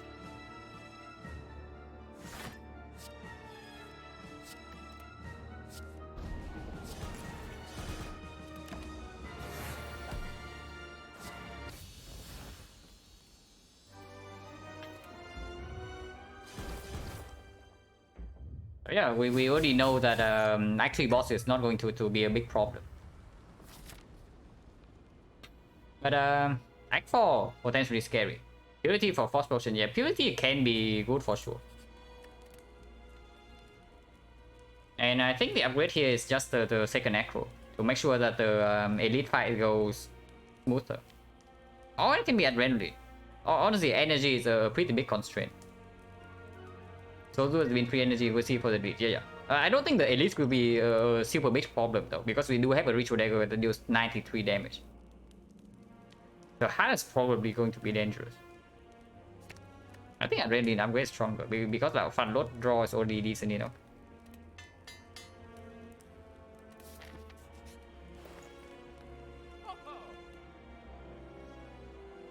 Can't we move or mirror?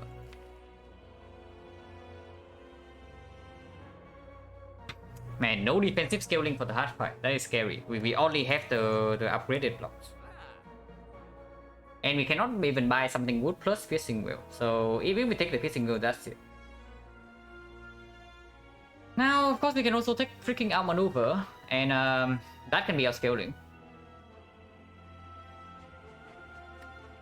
Unfortunately, we cannot take outmaneuver and the mirror. Otherwise, I would just take another echo and then we are like mega infinite with blur. Okay, we are not infinite, but we just scale with the outmaneuver. Now, but adrenaline, before I duplicate that adrenaline, I just remove another card. I just remove this strike. Okay, candidates here. Second piercing wheel. Outmaneuver. Mirror. Remove. Panacea.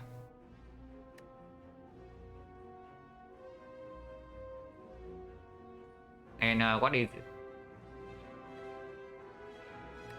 And then right now, honestly, I'm really freaking scared of not being able to block enough for the hub.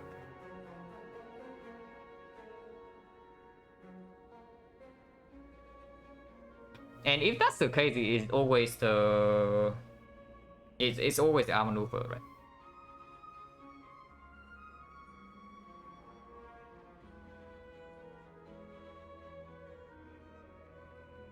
Yeah, it's probably always the outmaneuver. Loop blur? No.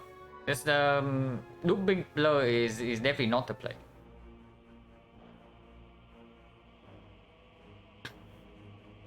Because we already have one turn to build our block in the hard fight. We do not overblock whenever the hard is attacking. So the only time we can let the blur down is either on turn 1 or on the off turn afterwards. So like turn 4 or turn 7. So having the second copy of blur in the deck makes no sense because we just redraw to the first copy. I think I'm always taking outmaneuver. The only thing I'm thinking about right now is like, what else do I take with this? Second piercing wheel. It has to be piercing wheel, yeah, with the blur. Because having a second copy of piercing wheel also means that sometimes I can build up blur in an attack turn. And it doesn't even hurt much for the elite fight. Panacea will hurt for the elite fight. Like this card doesn't do anything in the elite fight, but this card can do something. Take a moment prayer. I would like to have like maybe a draw potion. That would be phenomenal. But of course we don't have that here. It's our maneuver. Because right now I think If we take like mirror or card remove, we easily win the elite fight, potentially even on turn 1. But we are going to struggle a little bit against the hut. And I think I picked the second piercing blade.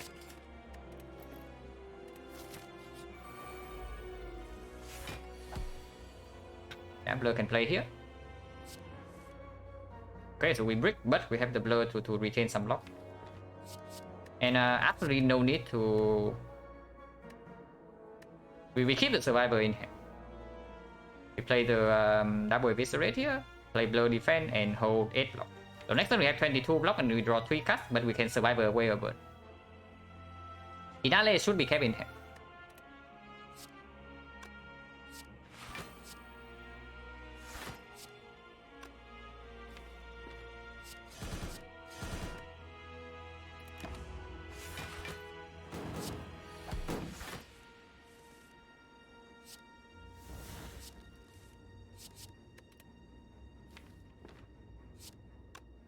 Reflex is in the deck. And Survivor is still in hand, so we can safely play this. Ritual Dagger is here, so as long as we get Grand Finale down, they both die. No, not they both die, this guy dies. We are never sweeping enough artifact for... Actually, we can. And then front row sweeping artifact might be able to get hero down. This is irrelevant. But let's not carry this around.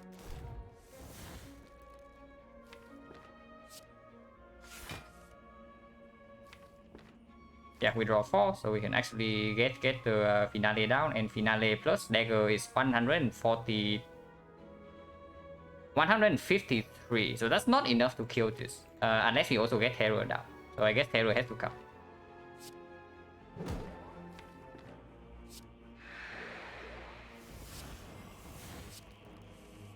Definitely do not discard the reflex, no matter what we do here.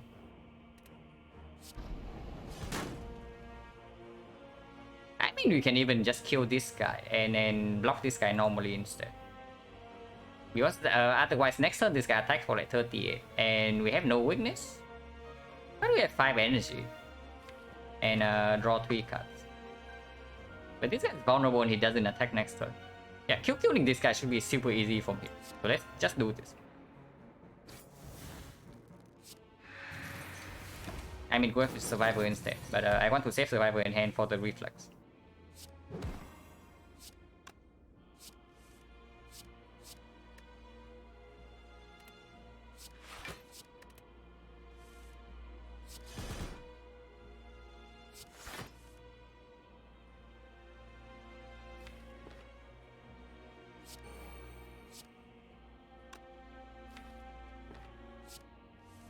Ah, no prepare. But we still get the finale.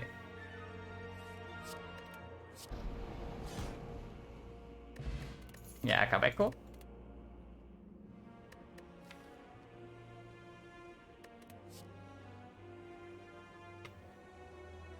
Interesting card.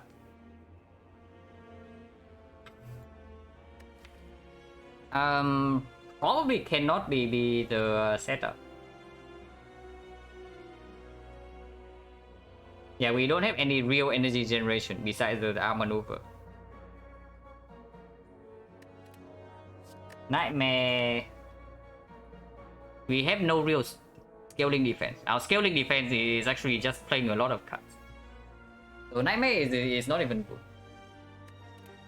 And then there's a third prepare.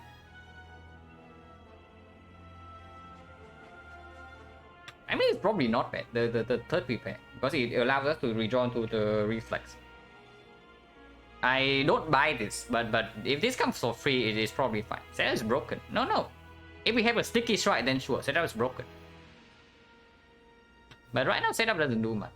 Nightmare for the Pistol Girl. Yeah, Nightmare for Pistol Girl definitely seems valid, but we don't need more than 2. Because if you think this deck takes more than...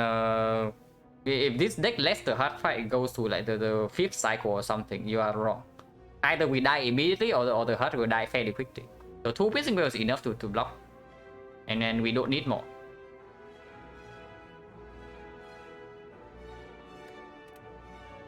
If I pick anything, it's probably with the prepare over Nightmare.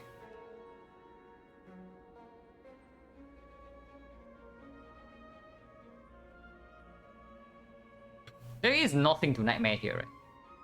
I mean, sure, we can also nightmare Ritual Dagger and kill over 4 turns. But we don't need to do that. This deck is not this deck doesn't need to do that. As long as this deck survives the maybe first cycle, maybe the first 2 cycles, it probably wins. Yeah, let's bring the prepare.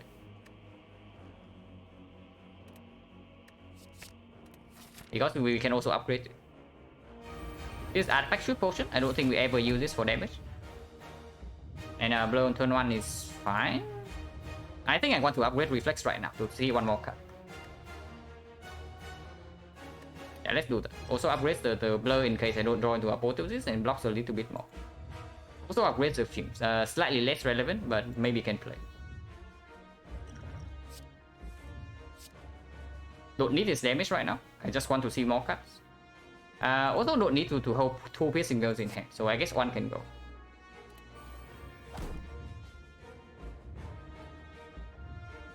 I can play this.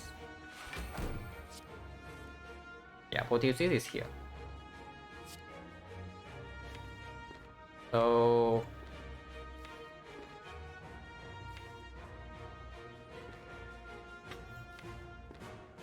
what the hell are we discarding? Sender's Bane? No guarantee weakness yet, but keep drawing is also... I mean, we always keep drawing, I guess. 1 energy here, 1 energy here, and go cost 0, can play the fumes. Discarding the fumes over the Sender's Bane cannot make sense, because Artifact Strip can sometimes also play, and we also apply some poison.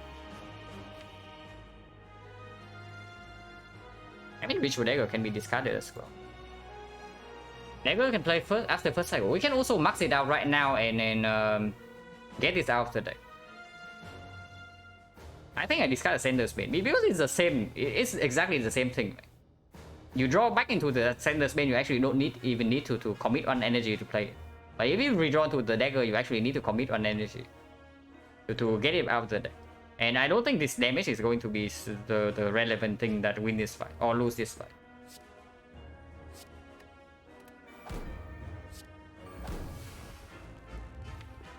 Keep drawing. Yeah, so I've neutralized it here. Do I keep drawing? I want to get outmaneuver down maybe, but maybe outmaneuver for next turn.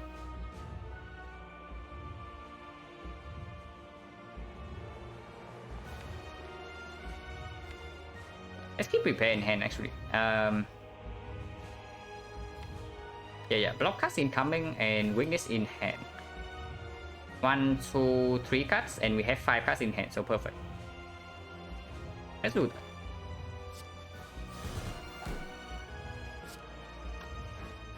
that. Artifact Strip here has to be stronger than just applying 6 poison for damage. And this damage is not super relevant. I mean the terror, of course, is like plus 50, but I don't care about this 50 damage. And yeah, we retain 2 block with the blow, excellent. But it's fine. And I don't use it. 67 first, but we have weakness guarantee. And the turn after we have piercing will if needed.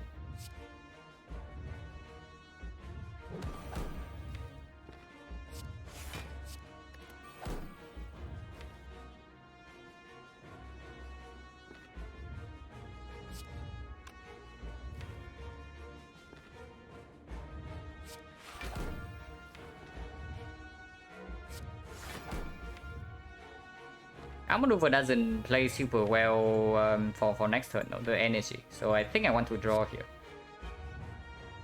If I draw into the void, doesn't matter.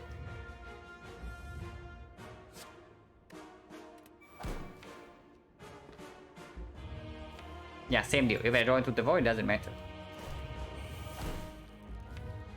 But Outmaneuver energy can play now though. Can play next turn because I have backflip.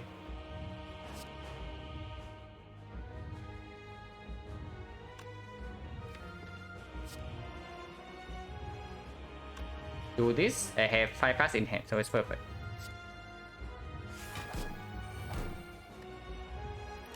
Like 26. We have 8 energy now and can draw a lot of cards.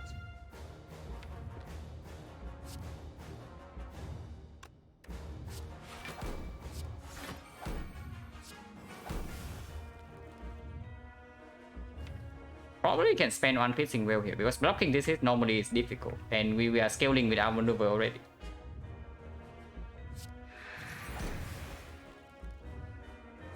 Black weakness.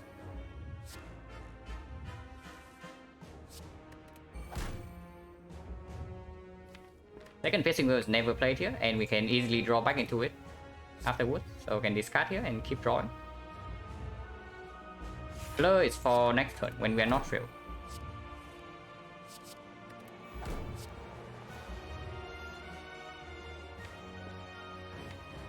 This is a bit weird.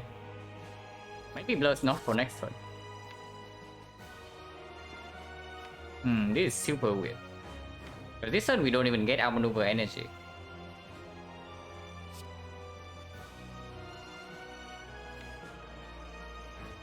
And next turn we draw 5 and then can prepare for finale.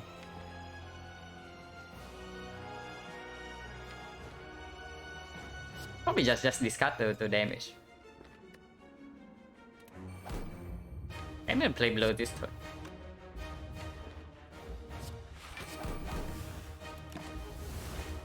Yeah, exhaust is down, and now we need the outmaneuver to perform.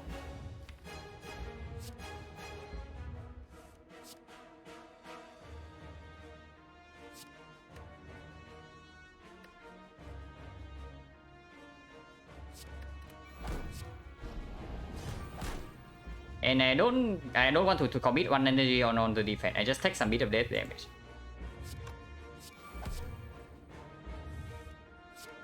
This goes in hand.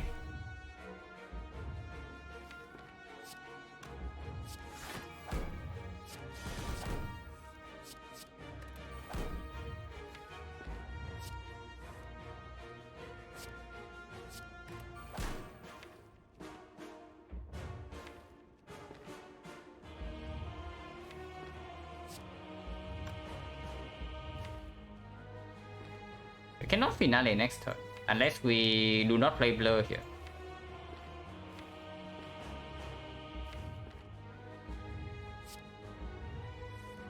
The outmaneuver again is very good.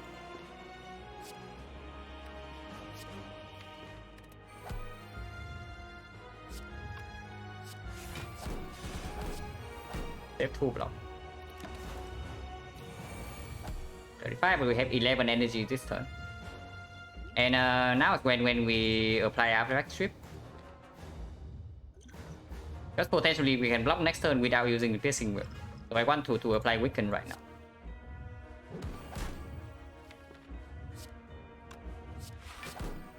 Or first in case we draw into the reflex. 9 plus 8. Go up defense.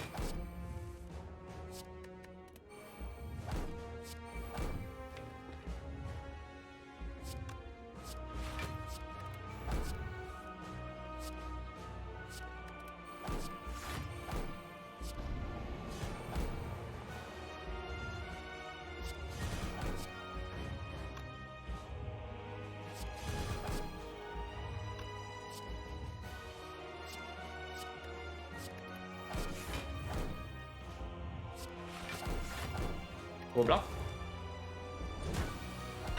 And yeah, outmaneuver pretty strong, right? Without the outmaneuver energy, the last turn would have been pretty bad, for sure. But now we probably kill this in time.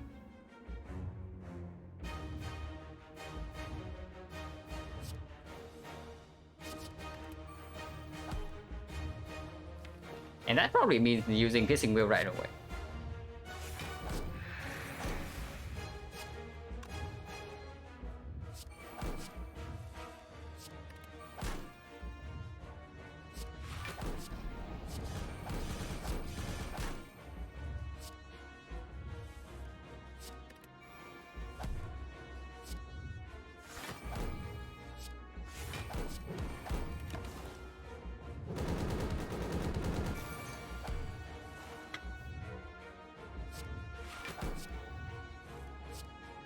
And yeah, we finale this turn.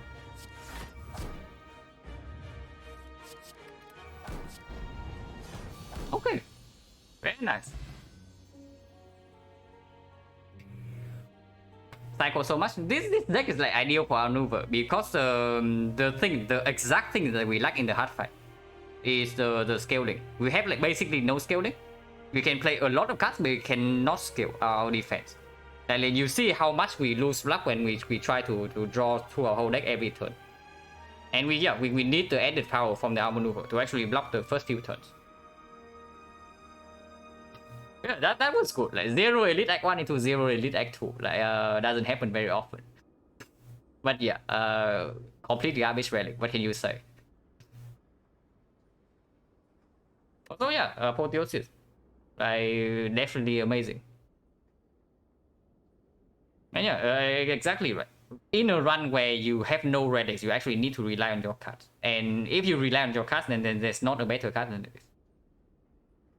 Because you no longer even have the chance to actually pick your cards according to your relics. So might as well just play with a fully upgraded deck that has the heavy synergy. So that was good.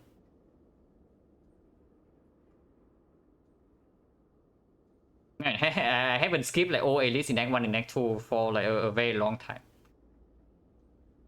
But good thing we actually won this run. But yeah, 11 win, 5 loss. Also definitely feeling like I'm feeling like I'm playing better with the boss squad for sure. Like the first few runs definitely caught me off guard a little bit. When I don't get the wood things in Act 1, I just run straight into the elites and I die. This run, I don't know if not running into an elite at all is like the correct choice. But I feel like it's the correct choice because we are super weak before more card removes happen. What was the reason for you skip all of this? We were way too weak. And we ran into the Webbing gang fight on floor 5 with a fairly bad draw and bad attack pattern. So we had to use our Distill Chaos, our only potion, and still went down to 20 HP in that fight. So elite fight after that is not a consideration. We just avoided all elites in Act 1. And then afterwards, of course, we have like no combat relics. And Pyramid is not that strong before you get enough card removes. And we know, I know that the deck had a lot of potential with Apotheosis and Double Eviscerate, Acro prepare already. So I just avoided all elites in Act 2 and then lean more towards card remove. Also, yeah, Ritual Dagger insanely strong with Pyramid, as expected. Unupgraded Ritual Dagger 98 damage doesn't happen very often. But that's what happened with Apotheosis and the Pyramid.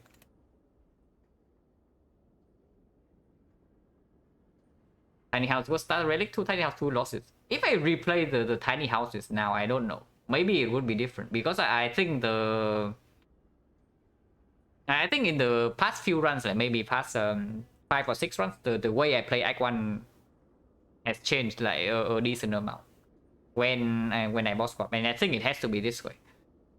If I try to play Act 1 like I normally do, I just end up like either almost dying to the elite or just limping. Because like one bad draw and things go like super badly, and the bad draws happen super often because you don't have starter relic. Yeah, Tiny House especially red and silent because 2 extra base card. It doesn't matter too much. I mean, Tiny House is still a reasonable swap. It's just it doesnn't have like the backload power of other boss relics. Because the other boss relics, you have a downside. Yeah, sure, it's bad, but at least you maybe get an energy. And you can convert it the energy with your card picks. But Tiny House, after you leave Act 1, you get nothing.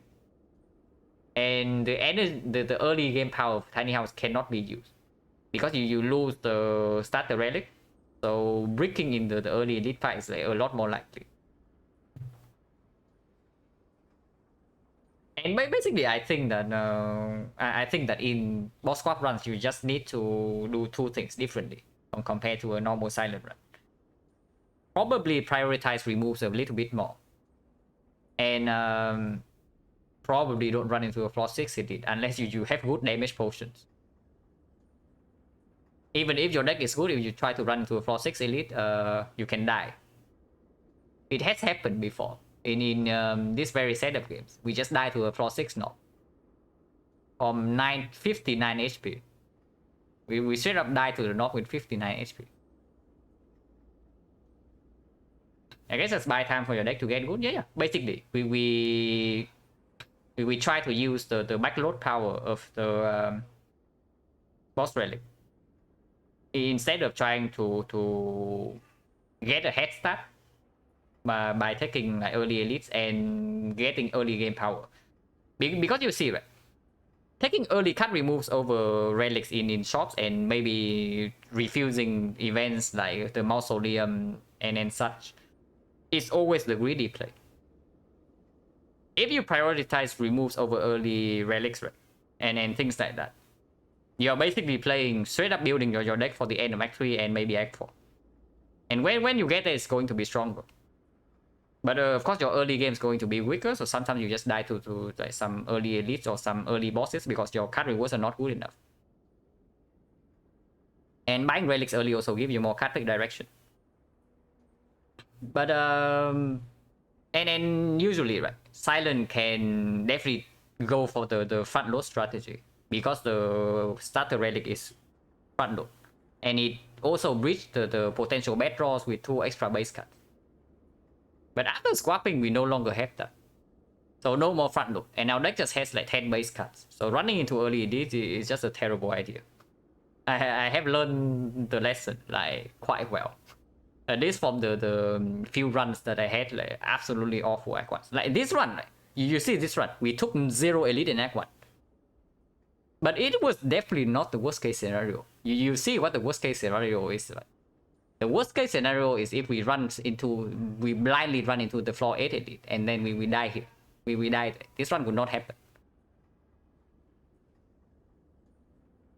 So boss swap definitely changes your way of playing a little bit. At least how I think the Silent should be played. Because I know there are a lot of players who really prioritize like picking early game card draw and then just trying to lean into this kind of deck from super early on. But I do not think that is like extremely consistent, like above 80%. So the way I play without boss swap and then I try for above 80% is just trying to get early game power and build from there. But with boss swap you cannot do that. So that's an interesting thing to learn. But the recent runs have been pretty nice, like for sure. Both the Fusion Hammer runs that lasted more than 4-5 hours, and then this run. Like this run, the timer looks short, right? The timer looks really short, but that is just because we don't take elite. So we really do not have to calculate our fighting lines in the difficult elite fights. Yeah, we just don't take the elite.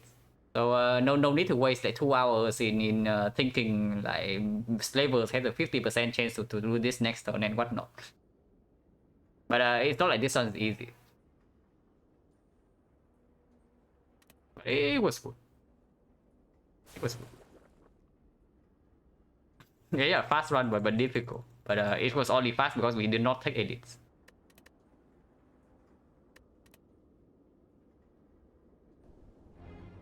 Playing another one? Probably not. If I play 2 runs per day, I'm probably going to start stream earlier. If I start stream roughly around like right now it's like almost 6:30 my time, PM.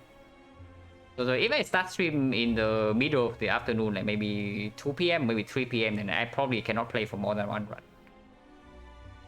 But whenever I can play more than 1 run, I will start stream like earlier.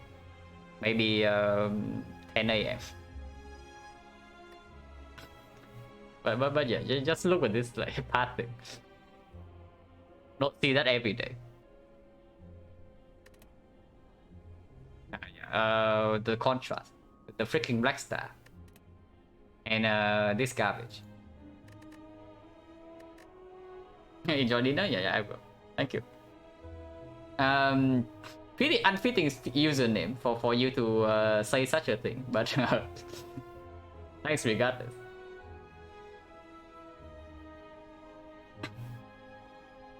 But let's see if there's anybody streaming. I bet Mer is streaming. He's doing the challenge. Wait, Mer is not streaming. Okay, where the hell is Mer? But it's fine. No Legend is streaming, so I guess we can raid No Legend. Where am I now? I'm in Vietnam. Yeah, I'm in Vietnam.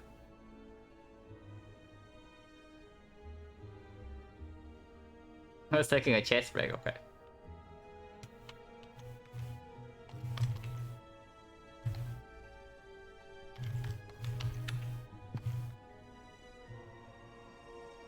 Ooh, lost 6 in a row. That's rough. Yeah. Better take a break then. Because if you keep playing after that, it's just going to be like tilt runs after tilt runs after tilt runs.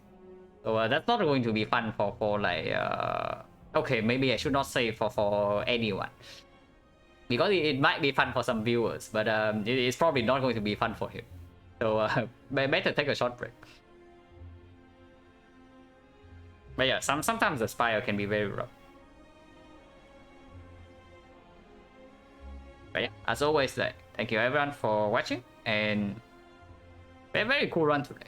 So thank you for hanging around, and I'll see you guys later.